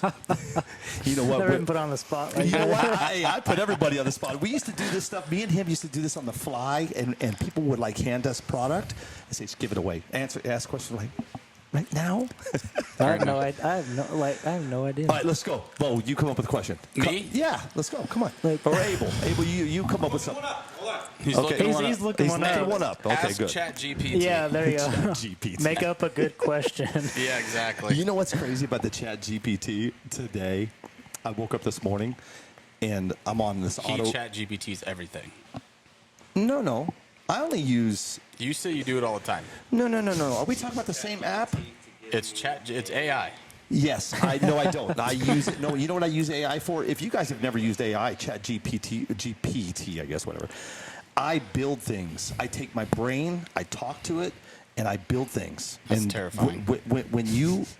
I'll show you what's coming next Okay. in the kayak industry. And Chat GP did it for me. It's wild. It's actually. I've never used It's it. actually scary. I've used it. It's scary. It is kind of scary. But I was looking that up real quick. Let's see. I know my girlfriend's a teacher and she uses it, so I'm like, That's how she grades her papers. Yeah. No, you know, like, I don't know how this shit you works. know what? I never thought about that. But teachers using Just like create lesson plans AI. and stuff. Yeah. Yeah. It's very common. Isn't that cheating? No. Apparently not. That's why everyone's dumb now. Apparently that's why everybody. Just ChatGPT it. Chat GPT. Is it Chat GPT? Yeah. I'm looking for it really quick here. I think you have to like pay for it though too, don't you? Oh, that's what I was telling you guys. think so. I wake up this morning, right, and I'm on auto pay on everything, right? Mm-hmm. And I go, Chat GPT. It says Apple Card, $189, and I went, what the hell's what does somebody buy today? They've written Chat GPT, 180 for a year. Oh, geez. I don't use it that much, man. But the downfall to it, I can't get my money back. You're gonna use it. I will Yeah, use you're it. gonna use it. Yeah. 'Cause I'm working on some other things that I want to build. $200. It's $200 a year, dude, and that's where That's they a get you. lot. It's a little much, but for sure. I got a question for you. All right. So I got two questions. Okay, Two questions. First question. Abel, do you have a question for me yet? First question. Don't go in front of the camera. What is something Behind the that is camera. tied on your deck all the time? Like you just the only thing you do is snip it and retie it, or if you lose it, you tie it back on. I mean, Give it to him. Don't say besides the minnow. Hey, and hand me. No minnows. I'm talking no minnows. old school. Jig, chatterbait, A rig, Texas rig, Carolina rig. I'm a big Carolina rig guy. That's I grew up doing that. Yeah. That's all I threw when I was a kid. Probably I'm gonna stick with Johnny on drop shot. Just It's always tied these on. Arizona boys, dude. You guys are fishing dinks. You quit dink fishing. My personal best is on a drop shot. How big was your PB? It's a little, almost 10. Almost 10? 9.8 at Saguaro. 9.8? We're going to change that Thursday. Which, yeah, we could do one of those. You want to do those questions? Hey, but before you do that, I want you to talk about Signature Customs. Oh, yeah. Oh, Braden? Braden? Yeah, so Check those out. So check this out, dude. So for all you guys out there that don't have boats and you do use your pick-em-up truck to get to where you're fishing, this right here is made by Signature Customs. It latches to the back of your truck.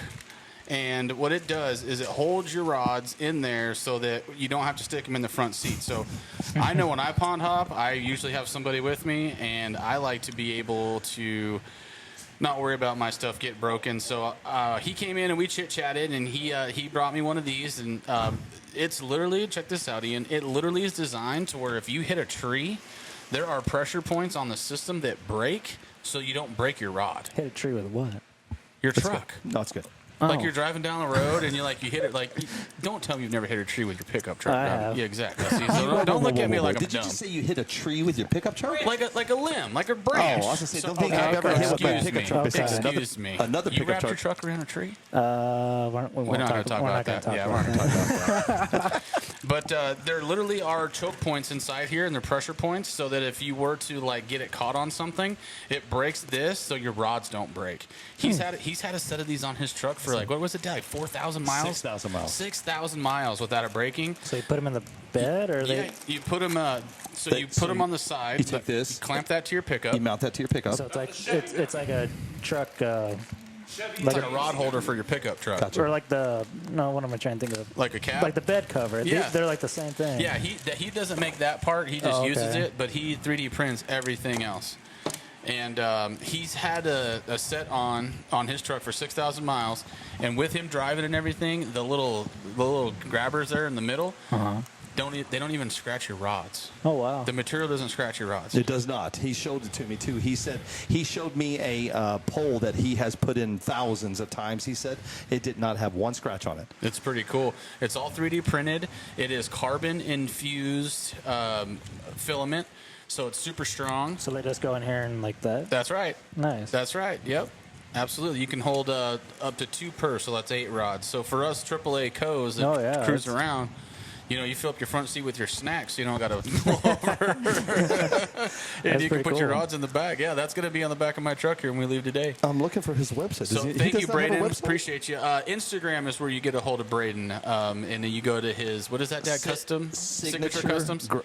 Customs. Signature yes, Customs, yep. Fishing rod holder built for adventure. It's a really big bicep bass with an American flag behind him. There you go. Dude, that is a cool logo Yeah. That is cool. He's a big kayak fisherman. though. Okay. Braden, That's what I'm he going to does. steal that logo. That's a big kayak fisherman for sure. That is cool. But I mean, these things do well. Every time he gets them built, they sell out like right away. So we just wanted good for to him. show them off here. See if anybody's got some. We're thinking about, if everything goes well with the conversation, put them on our website. They are. No, that's Oh, what I was going to say. yeah. These will be up on our website hopefully by Tuesday. I got to get Bassberries.com. I got to get some. I got to get some good pics and stuff and get them up on the website. But Very cool. just some different things that Braden is now on the team. He's a kayaker, and I told him, I said, "Man, give me your stuff. We're gonna start pushing this stuff for you." He's a local guy, right? Yeah. Nice. Yeah, he sells hot tubs. He's a smart. Does he really? does. He's Cool. a smart. Hey, let me tell He's you a something. smart boy. Smart kid. Nice. He's Yeah, a- he eats his Wheaties. He eats his brain Wheaties, man. Yeah.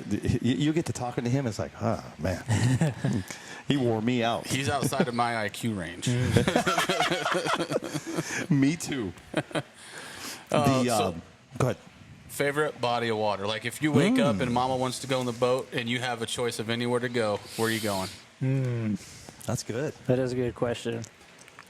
And Bahamas. I know Pleasant's got a soft spot in your heart, but It does. It does. friends don't but- let friends fish Pleasant. Yeah. That population's coming back though. Those gizzards are really bringing that Dude, population they're back. getting big. Mm-hmm. But anywhere in the country. In the country. Man, if you have to think Yeah. about it, There's lots of there's lakes, a lot Dad. of good There's a lot lakes. of no, lakes. that's just what I'm saying. You've probably been to I've been to a few. a bunch. Have you been- been to the Harris chain? I haven't, but I've been to like Okeechobee. I've been to Texas. How was Okeechobee? When me and my dad went on a guy trip, it was phenomenal. Where is your dad? I thought he was coming in. He said it's too far. It's out of his He's area too cool code. for us. Don't worry, I already yelled at him for it. So Okeechobee, that's a big lake. You're just is. flipping lilies all day, man. That's all you do there. Yeah, Mm-hmm. yeah. I think that lake's like, what, 10 feet deep at the deepest or something like that? think it's It's crazy. stupid shallow. Okay. Mm-hmm. No kidding. I think they spawn in there year-round, actually. Don't they? I don't know. Chat GPT. No, I'm just kidding. Google if fish spawn in Okeechobee year-round. But probably, I don't know. I'd have to go to Texas, Lake Fork. Okay. That'd Lake be- Fork? Lake Fork. Let me tell you something about Lake Fork real quick. Wait, time. Let me tell you something. You haven't had a chance to fish all of these. So when we get our boat and you're finally able to do this type of stuff, you're going to have a different opinion. Looking for a traveling partner. Oh boy, here we go. What? Half of the year. Bass fish in Lake Okeechobee during the winter months starts in late fall and well into the spring months. The spawning season lasts roughly half of the year. That's pretty. Well, going to Okeechobee. Well, we need to take the Ricky cam out there. Yeah, we do. We do. I actually been talking to a gentleman that he fishes Lake Fork. He works on Lake Fork. He does like rewiring boats and reel repair. And I was talking with him, and before the elites went through there, I said, "You think there should be another century belt?" He goes, "I bet there'll be 2 or 3 this year, no doubt." But he did tell me that Lake Fork does not fish like it used to. No, You it gotta probably find doesn't. him. He Yeah. says it ain't like he goes half that standing timber ain't even standing anymore. really? That's what he told me. That's probably when I fished. I was maybe like 14, 16. Krista. Who's that? My buddy Bryce's girlfriend. Oh boy. She made a comment. Oh boy. But yeah, dude, that would be a blast. Wisconsin, man, that's gonna be cold, brother. You gotta get Is some. it? Yeah, I mean, you're gonna need more than frog togs up there. I got my Sims. Sims, if you're watching, I'm your guy. We got the booties too. Yeah, I do. Hey, listen, I got Marty coming in. You want to hang out with us for a little bit? Yeah. Sweet. I'm You chilling. don't have to be nowhere? No. That'd be He good. took, he took the day off to come on the show. You know what I'm gonna do is I'm dealing with some doctor stuff right now, and I'm trying to get some appointments, man. So when I get Marty on here, I'm gonna let you two have it, and he can come in. But I gotta get these doctor's appointments done before June something. I don't even know. Okay. But Marty's gonna hop in here in just a second, All right. and you guys just have a blast, man. I gotta get on the phone. Where are you going next? As in the one bass? No, Or just I mean, any other tournament next besides one Wednesday bass? with me and my buddy Grady. Go to Pleasant. Okay. Fish the Wednesday nighters. Okay. Good. What's the name of that? Southwest Custom. Lyle puts them on. Okay. His name's Lyle. Sweet. He's super cool, dude. I know they had like 31 boats last Wednesday, and almost like I think like 18 pounds took it to win. I was like, for 4 hours. I was like, Pleasant, dude. at That's Pleasant. insane. But there's just scopers. They're scoping. I don't think so. Oh, okie dokie. Who won it? I don't remember.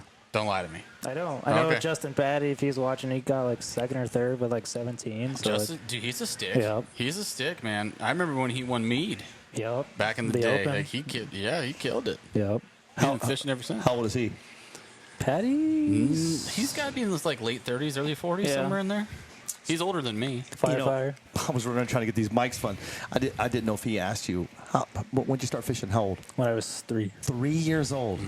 He did out of mama's womb. That's the story. We always joke about it. We always joke about him all the time, and that cause he's been fishing. Oh my gosh, man! That's why we're doing this, man. He could sit here and talk to you guys forever. But I got Marty coming in just a second. Marty, hang tight, real quick. So the local stuff you do, Pleasant, Bartlett. We fished as a Saguaro. mall. Like, yeah. Roosevelt's hit or miss. I used to go to Roosevelt a lot, but That's where we're going. where? I'll split gas. Okay. Wherever. But yeah, just those 3 mainly. I'd like to go to Apache again, even though I haven't been there in like 4 years since the big fish kill. But it's like Redding and Shasta. Apache is just so pretty. Like even if you don't Yep. catch fish, you're just like, I'm here. yeah, you're like, I'm here. What else is better? Exactly. All right, well, listen, man. I'm going to bring Marty in, Okay. go over his sponsors, because normally I talk about the sponsors, and then I'm going to go call my doctor. Marty, you ready to roll? All right, here he comes, man. Yeah. Marty Lawrence. What they call him? The stash. What's up, dude? Can you How's hear it us? going? Can you hear us, Marty? Yeah, I got you. Abel, make sure you can hear him too, okay? I Where can are you? hear. Okay, where are you at? Are you in the Delta? We're on Mr. Cal Delta. I don't know if you Can't hear me? us or not. Yeah. We got you. I'm making sure we're good. We're good. Well, listen, I'm gonna turn it over to you two. I'm gonna go Yeah. get on the phone with my doctor. Sure. Take it away, boys. All right. All right. Well, Marty, I'm just going to go over list your sponsors real quick, but that's See you, what we Bill. do here. Give you as much exposure as we possibly can and shout out those that take care of you because you take care of them in return. Marty's sponsored by Bass Pro Shops, Triton Boats, Mercury Marine, Dobbins Rods, A&M Graphics, Lawrance, Classy Closets, Tequila Corsel. I like that. Apartment Hunters, Signature Gate Series and Welding Company, Yamamoto, Labina Lures, Information Outsource, William Net Weapon Lures, DD26, Kitech USA, Wickenburg Marine, GSM Outdoors, Perfect Match Painting, DJ Custom Jigs, Drank Crazy International, Volta Power, and BAB, BadassBearingsFishing.com. He's got a list. He's been doing it for a long time, Oh, man. yeah. Marty's been in the game. He's a stick. Don't let that mustache disguise him. He knows what he's doing, man. How's the fishing out there, Marty? Fishing's good. It was fun today. Yeah. Didn't catch no once, but that's a solid one. All right. So How's the drive hopefully, out there? I think my phone's about to die. Oh, that's not good. No. For those Sorry, of you who guys. don't know Marty, while he's trying to figure out his phone situation, Marty Lawrence is the biggest sweetheart you'll ever meet that holds a fishing pole in his hand. He is a great person. I love him dearly. I met him through family, which tells you something.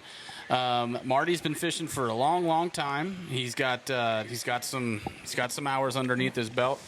He's got 2 places, man. He's a lucky guy. He has a place here in Mesa, and he's got a place in Kingman. So he has access to more water than anybody else that I know.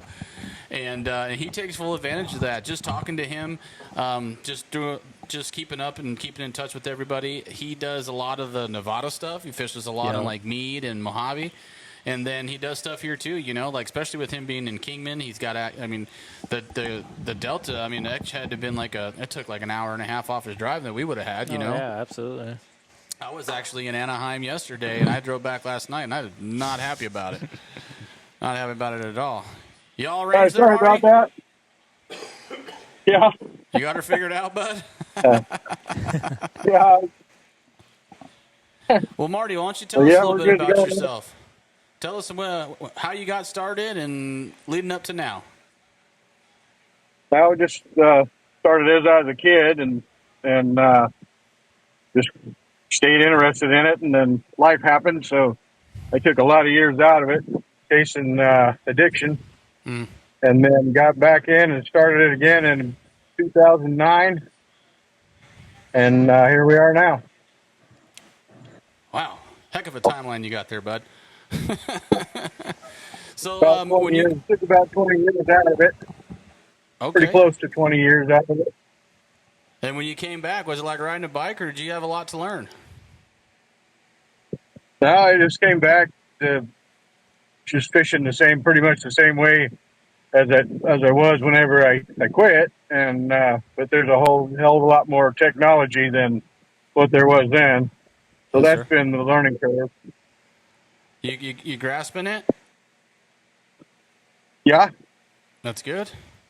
not That's as good. not as fast as a lot of guys, but I forced myself to learn it every trip out.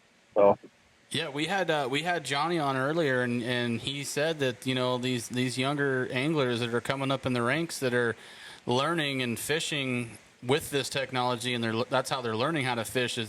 He says it's really it's hard to compete with for the guys that have been doing it for a while and just aren't super familiar with it. right. You know, Well, it is. I mean, the youngins are really getting into it, and but still, the old school stuff still works. I mean, still gotta know how to catch them. that's true. I agree. We Ian and I were sitting here just talking about fishing seasonal patterns and how we grew up. We grew up the same way, that we didn't have no. I mean, I think I had like a 6-inch hummingbird with like 4 buttons on it on my 12-foot aluminum flat bottom when I was learning how to fish. Yep.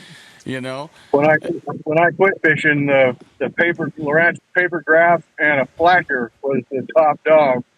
I was gonna say my dad had that on our champion, was a paper Lawrance and a flasher. That's crazy. That's cool. It's old school stuff. So how's the Delta fishing? What's it looking like up there? One good thing about this place is not going to be much scoping going on. Yeah, no kidding. Can you elaborate on that for the folks that don't know what you mean? Well, it's pretty much a shallow water fishery. I guess there's still some people that are learning how to get them with the scope up shallow, but for the most part, you can just flipping, pitching, chatterbait, All the fun drop stuff. shot, and Yeah. up in the tulies and levee walls, and that's kind of what I did today. And You sticking pretty good? caught a lot of them, but got a few solids, but nothing that I would be willing to bet on. Okay. Well, you said you're up there fishing the Pro-Am. Will you give us a little insight on that particular series and break it down for us? The BAM series is the BAM Pro-Am. It's well, they started last. I love them.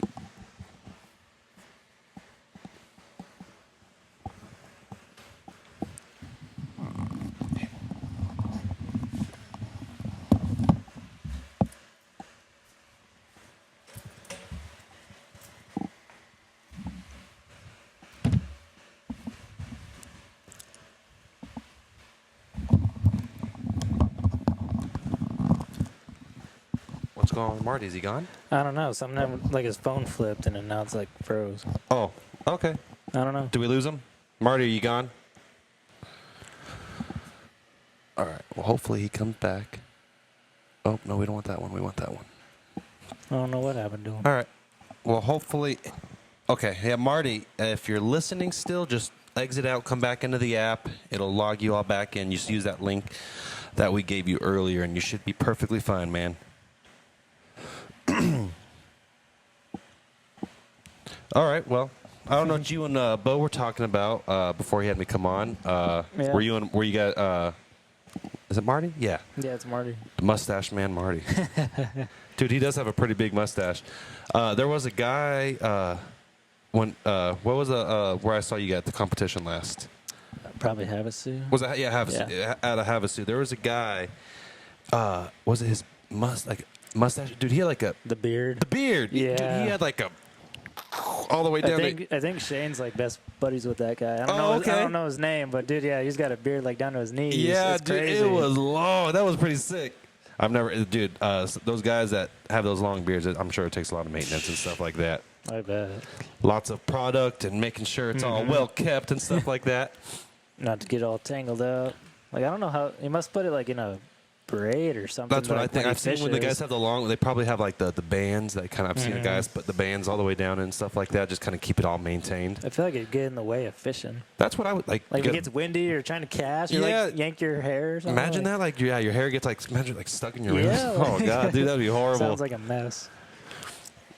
I don't do. I love to fish, but I'm not good enough, and I haven't been doing it long enough. I know Billy always says, "Oh, these guys fish all the time." I'm like, Bo's the one that does a lot of fishing. I just kind of knew. I mean, like I said, I tell Billy and Bo, of course I've done fishing since I was a kid, but I like not competitively and no competition. When I say fishing with the kid, it's going out with my dad and grandpa and like sitting in a boat and hoping and praying for a bite.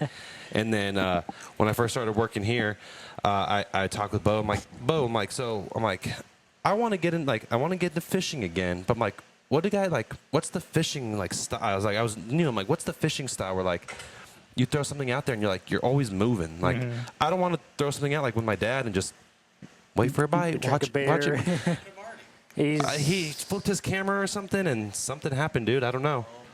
Yeah, I don't know. Yeah, You're not. it That's not flipped you. Hold on. Now talk. Hello. There you are. Perfect. yeah, he flipped his phone. Come on, and, like, Marty. froze. I don't. Yeah, I told him, hey, if he hears us or he's still watching, to exit out of the app, come back in the link we sent him, and I've been watching for him to pop back up, but I haven't seen I got him here. Oh, you see him? You do? No. Oh. I'll see him. Is what I got. Okay. I got it if he he- comes back. In. Okay. So what were you saying? How I touch how to fish? Well, when I first, but Billy was always just like, oh, these guys, like, I have them on here because they know all about fishing. And I'm like, I really don't. I'm like, I've been barely kind of bass fishing the last couple years, and I'm still learning terms and learning. Like, when I first got into it, I like jerk baits or crankbaits. Crankbaits. Yeah. Jerk baits are the ones suspending and they Square bill crank. Like, I don't know why. Like, I could throw but he's like, throw a jig. I'll throw a jig for a little bit. But like something naturally in me, like I always like slowly go back and I go grab my square bill crank. I'm like, he's like, why? He's like, dude, that's not the time for this. I'm like, I like You're it. like, I like throwing it. I like throwing it. Oh, this old bedfish lips over here. Oh, he taught me how to bed fish and sight fish. Basically, I don't know. Oh, that was sight that story you were telling me about. Bro, I was pissing him. It's funny, like watching fish, being able to see it, fishing mannerisms. Like I threw it in there, and I'd move it on the bed, and it's funny because it's like I imagine it like two humans. Like the girl fish would look at it, Yeah. and she would go near it, and then she would look at the guy fish like are you going to do something about this? Like, I'm not going to touch that. Like, seriously, she would look at it and look at the guy fish. And then eventually she would kind of swim off and the guy fish would start. And he's like, okay, there you go. You got his attention. And it's so crazy just to be able to watch it all in front of me just happen. Dude, every body of water we pull up to, we bed fishing. No, we're not. You need to go to Okeechobee half the year. Half the year, dude. There we go. Hilarious. That But is yeah, funny. it's been so much fun, like with him fishing and stuff, because anybody that's ever fished with me will tell you, if you've never fished before, I'm not fishing. You will catch a fish before I will, because once you get the fish on the hook for the first time, and it's something that you've done, and it wasn't an earthworm or a hot dog, or you know what I mean, like it's different. You know, you're like, this is a blast. Yeah. And the next thing you know, you got like 3,000 fishing buddies.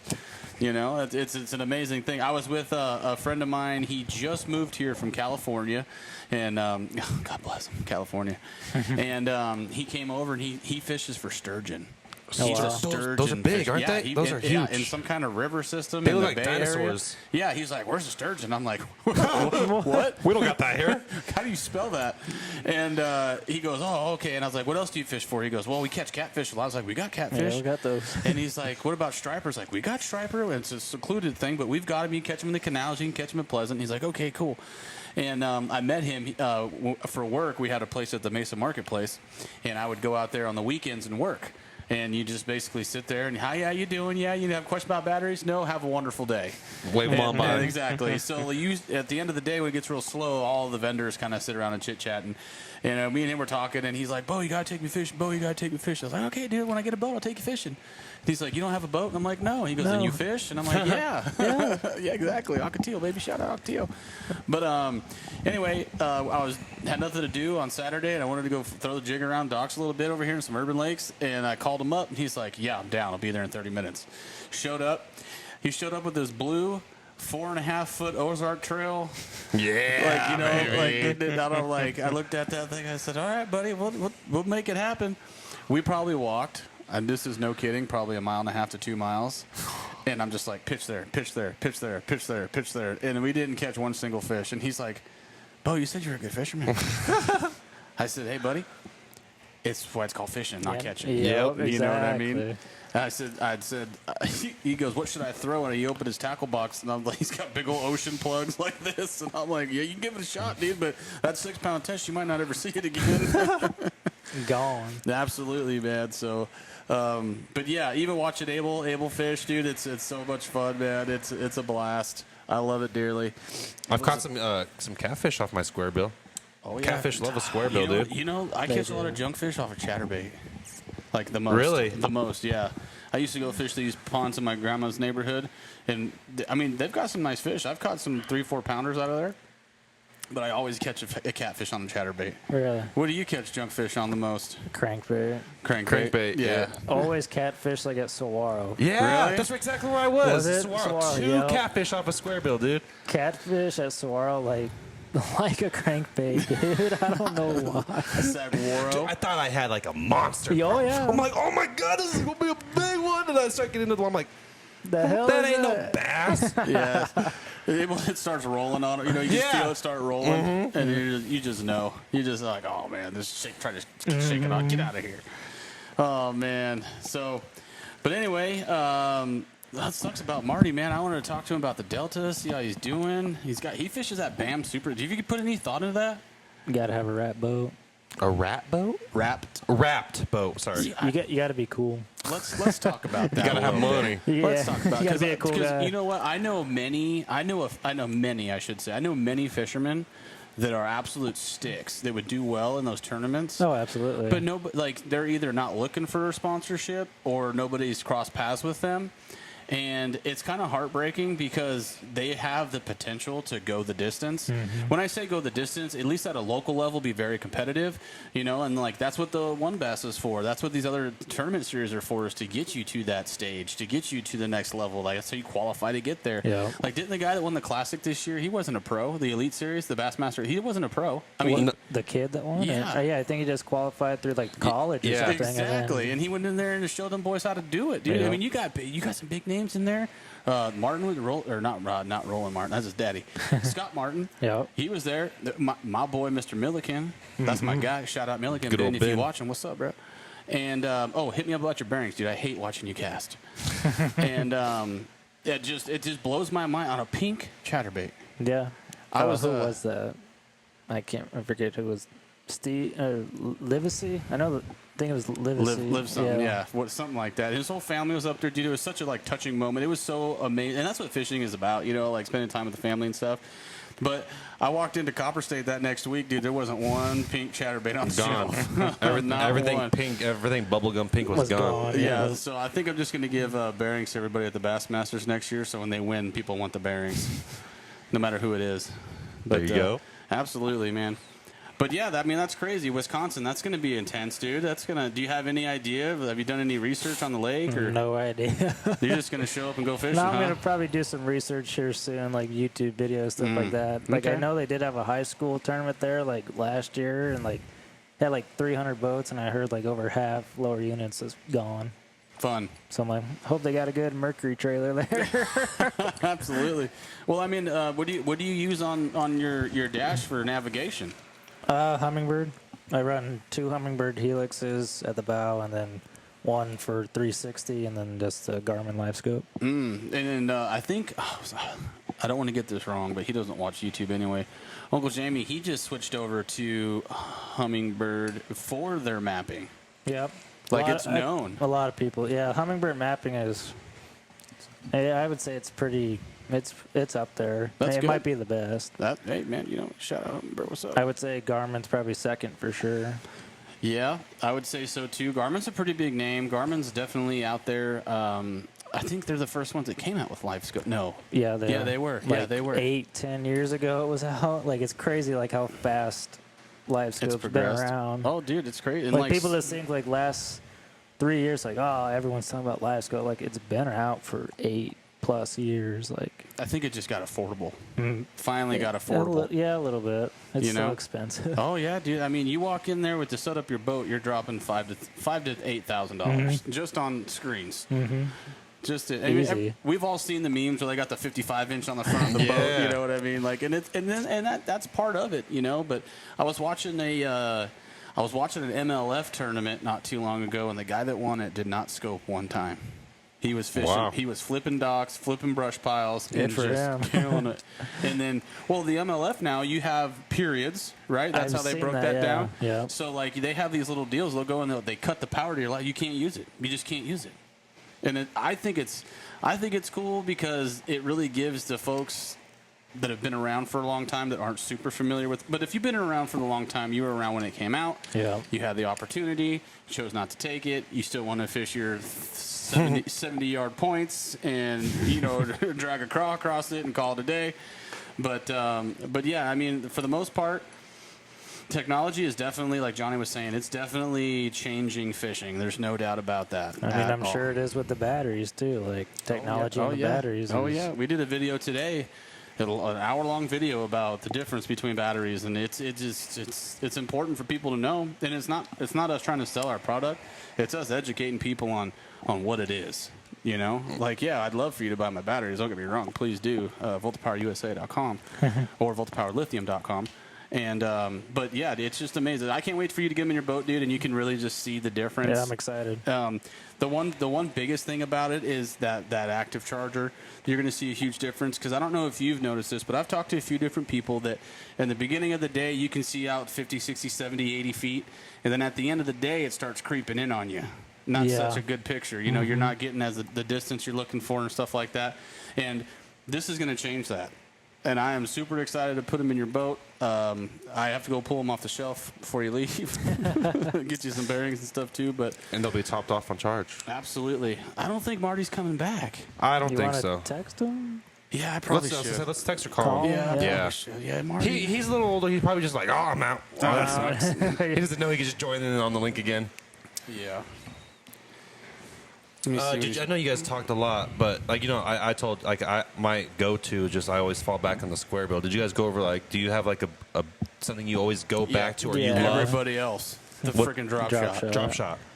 Drop shot? Well, I dude. never learned a drop shot. Bo hasn't taught it to me, so I'm going to blame him. That's because you don't need to know. You need to learn to fish before you learn to catch. I don't need to know how to catch fish. Because, yeah. He needs to learn to catch the fish. He doesn't want you to whoop him. Can you teach me how to do a drop shot? Of course. Thank you. After the show, you know what? Bo, I'm sorry, dude. Honestly, if it's not a drop shot, I like a free rig, too. That's the one I talked to you about where the drop shot is just you got a floating, suspending bait with just whatever little... Like a teardrop. Yeah, teardrop weight thing. Yep. Okay. But the free rig, because I tried to. I'm like, okay, so drop shot to me sounds almost like old school grandpa style fishing. You you got I would always have but it's different. I had my hook in the worm, but I had a weight up here, like that. I don't know. My dad. It's like a Carolina rig. My dad would teach me like arm length, hook, do an arm length or whatever. His arm or your arm? I don't know. And then I would do the weight up here. Throw it out and fucking get it. So that'd be like a Carolina rig. Would it be like a Carolina rig? Yeah. The or reason like you do that is because the fish can pick it up, and it doesn't feel the weight. So the weight's and then the weights or the worm or whatever. You feel the bite before they feel the weight. Okay. That's kind of like a free rig, but it's the drop shot weight, but instead of like the little clip where you just put the line through and so you don't have to tie it. Yeah. You put your line through this weight, but it's got a cylinder head, so it just slides on the line freely. Oh, so the weight will stay, and they could just. So when you make a cast, the idea is, I guess from what I know, it hits the bottom first, so like it's going down. Yep. But then your bait's still up here.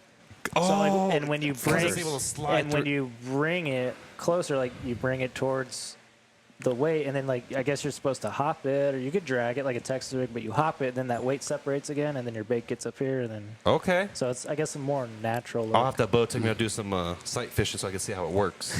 Be like, all right, Bo, show me how to do a drop shot so I can sight see how it works. I'll show you in the pool. Okay, perfect. We'll get the Ricky cam out for that one. Yeah, we will. But yeah, free rig's definitely good too at Swirl. Jig. They eat jigs year round. He's a jig guy. It's just like, what should I do? He's like, put a jig on. I'm like, I always a jig with you. You tell Gerald Swindell that and see what kind of response you get. That's a jig throwing mofo right there. It is. But I mean, think about it, dude. It's a crawdad imitation, a bluegill imitation. Yeah, I like when you bring when it's got the skirt.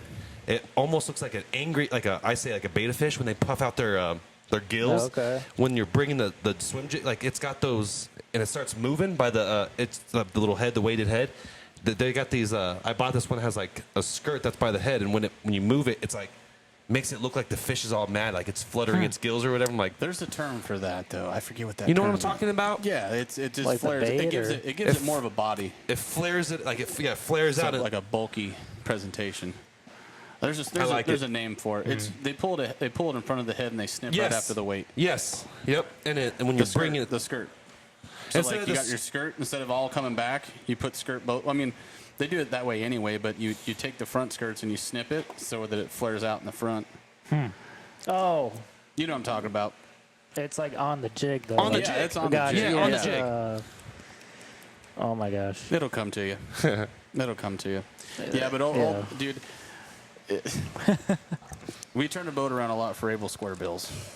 Well, Bo kept saying, like, I would stop it. They're expensive these days. Well, I'm pretty good. Like, they're like $8 for a cheap one now. I've gotten good at my direction. Like, I'm like, okay, if I want to, okay, Bo's like, aim for the bush. I can aim for the bush. Like, I could get, but I have a problem with, like, when it starts, I'm like, oh, it's going way too fast. And I stop it. Wait, and then you see it, like, snapping it. He's like, dude, get it there. Don't be afraid. Be confident. Be confident. Boom, right in the tree. I'm like, see, when he that's gets what happens when I'm confident. He gets confident, he gets leaves. Oh, that's hilarious.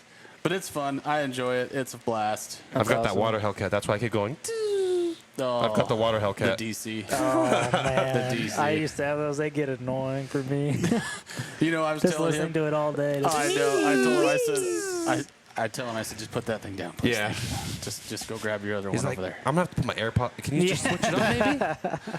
I'm old school, dude. I throw like I like the Bass Pro Shop, the Johnny Morris Platinums. Yeah, I love Johnny Morris. I like those. I don't know why I had to get my DC, but that was my first one. Was my that's because you walked into Bass Pro. Grandpa John and Cece. They got me. They went halvesies, and they got me a Johnny Morris signature, the pole with the reel. First professional whatever bass. There I'm you like, go. dude, I love this thing. Never had a bait caster. Bo took me to a little local park on Sun Lakes. He told me, bring your pole one day. It's slow for work. Brought it in, and he's like, okay, we're going to teach you how to throw a bait caster. Because like I said, I went with Grandpa. It was spinning reel and just kind of get it out 10 feet in front of you and just there, let it sit. No. He picked it up quick. He was teaching me. He picked it up good. quick. Overhand, side, Yeah. and he's like, okay, now imagine like when you're like, look at that tree. Because I was having a problem. Like I would whip it, and it would like end up way off trajectory. He wouldn't load his rod right. Yeah, and so he's like, just aim for the tree, and I would just do what he said, and I'm like, dude, I don't know what but it's working. I'm like, and it just naturally from there, I just started getting it. It's pretty fun. Heck yeah. It's awesome, man. Well, Marty's not getting back to me. Oh, man. Anyway, so you do have a busy October coming up. Work's going to hate me. Yeah. Works out of it. Good Might thing you not got have a a good job relationship. Might not have a job after that. What do you do for your real, like, what's your big boy job, I guess? Painting contractor. Kind of same what Marty does. Okay. Painting contractor. Yeah, that's right. That's right. Yep. Oh, And then now I work at the hookup on weekends whenever I can. And hook Is that the them place up. you told me about? Hookup? Yeah, that's the one you told me about, that's huh? the West Side shop. That's West Side. West Side Shop. For sure. They have no interest in bearings over there, so. You told me, we passed by it on the freeway. You're like, oh, yeah, that's the one we got to go. But, dude, we got Copper State, and I love it over there, dude. It's right by our shop. It's like 10 minutes away at most. There you And go. they've Yeah, got that's close to here. everything you could possibly ever think of over there. If they ain't got it, you don't need Yeah, it. you don't need it. Absolutely. Shout out, David. Well, I guess that's going to wrap it up for us today, man. Is there anything you want to say to anybody before we get off? Or I don't think so. No? It's been fun. yeah, it's been a blast. I've had fun. You never did he get to do his questionnaire about the free tools? I don't think we asked the question. Oh, no. Go ahead and ask the I question. I don't know. I was going to let you shovel through them, but Just pick one. Pick one you think would be it. I thought this one would be pretty good. I don't know if I got to show it to you. Right here. Which? It's easy. Any fisher should be able to probably get it. Or any non-fisher. If you just watch Yeah, all I mean, the I YouTube would say channels. it's pretty good. I mean, I figured that would be. I mean, there's other ones if you want to kind of go through them, but Spit it out. here, we'll just do it. Let's just go and read it. Go ahead. You want me to read it? Yeah, you're the guy guess. gonna give the You're the tools guy, away, man. dude. Spotlight. All right. The question is, which of the following is not a common fishing knot? A, polymer knot. B, clinch knot. C, bowline knot. Or D, overhand knot. First one to get the answer right in the comments, go ahead and drop them in. If you get it right, you get yourself a fishing toolkit. That's right. You want to go over what it includes, Bo? I don't know if you Yeah, did. absolutely. So the toolkit comes with multiple different things inside of it. The most important piece of it is definitely the pin pusher in here. And God, these things are packaged so well. I'm not like tooting my own horn. I'm just saying. But basically, if you're going to change anything, Oh, we got someone that said C. Josh Allaby. there you go. And that right. was it. Bowline knot. Yep, he got Josh it. Allaby Josh is the Allaby. winner. Josh All right, Allaby Josh. got it. Josh, hit us Correct. up. Yep, hit us up in the DMs, The man. bowline knot is not a common fishing knot. I believe that is a sailing knot, isn't I've it? never Like even heard of it. So. I think it's just a sailing It's knot. the only one I've never heard of. Let's put it that way. But anyway, back to the toolkit. So the toolkit, you get the pin pusher. So if you're ever working on your reels and you ever have to change out the spool bearing, which is the bearing that's on the rod that's underneath the spool, you're going to need one of these. On the spool, there's a bearing, and there's a little tiny pin that holds that bearing in, and it allows you to cast and retrieve and all that fun stuff. You do need one of these to push that pin through. So this is a very important piece to have. Most people that get these don't know they need it until they have to have it, and then their rod's taken apart for like 3 days or however long it takes to get from wherever you get it from. It also does come with a bearing tester. So what this does here is this is also a sizer / tester. So you put your bearing on here, your bearing falls down, wherever it lands on, that is the inside diameter. It's got, I think it's 2 through 14. And then you put it on here, you spin it. Me personally, what I use this for is when I'm changing bearings out, I put my bearing on here, put my drops on, spin it, turn it, flip it over, do the same thing, and then I slap them into there. If you've ever worked on a reel before, you know that those little retainer clips do get away from you. There's 5 per kit, so if you do lose a retainer clip, you have replacements. And we get some line snips too. Now these things are pretty cool. I have a set on my backpack, and I have a set that goes on like what I would call like a lighter leash. Because if you fishing for money, you don't use the same knot all day. That's just the way that it is. They do have the top pieces here. You can take off the top. You can put them on the grinder, resharpen it until you just can't anymore, and then you can go to badassbearings.com and get another one. But yeah, it's a complete kit. It comes with everything you need to be successful on the water and to make sure your knots are nice and tight.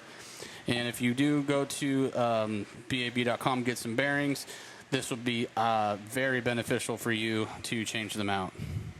So congratulations, Nice. Josh. Hopefully you're going to benefit from this. Yes, absolutely. Let's see. How can we get him to get his info over to us or Yeah, get DM that out? us. Just DM us. Just go ahead and message it into messenger. us on BA Fishing on the messenger, and we'll get it out to you. So a few more things we want to go over before we get out of here. I do want you guys to keep in mind that we do have that flipping contest coming up. So it is going to be hosted at Copper State Tackle. It's going to be a $10 entry. The $10 entry does get you lunch. That is basically what you're paying for. We are giving away a battery, so you do have the chance to get a battery. First place, if you make it inside the hole, you get a ticket. At the end of the deal, we pull a ticket out. The person that has a ticket is getting the battery. There's going to be other prizes, too. Copper State will be providing some prizes as well. They are helping sponsor the event. That is going to be in September.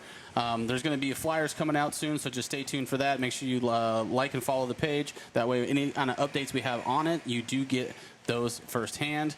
Again, Mr. Braden with the Signature Customs rod holder. This thing is going to be awesome. I can't wait to go put it on my truck.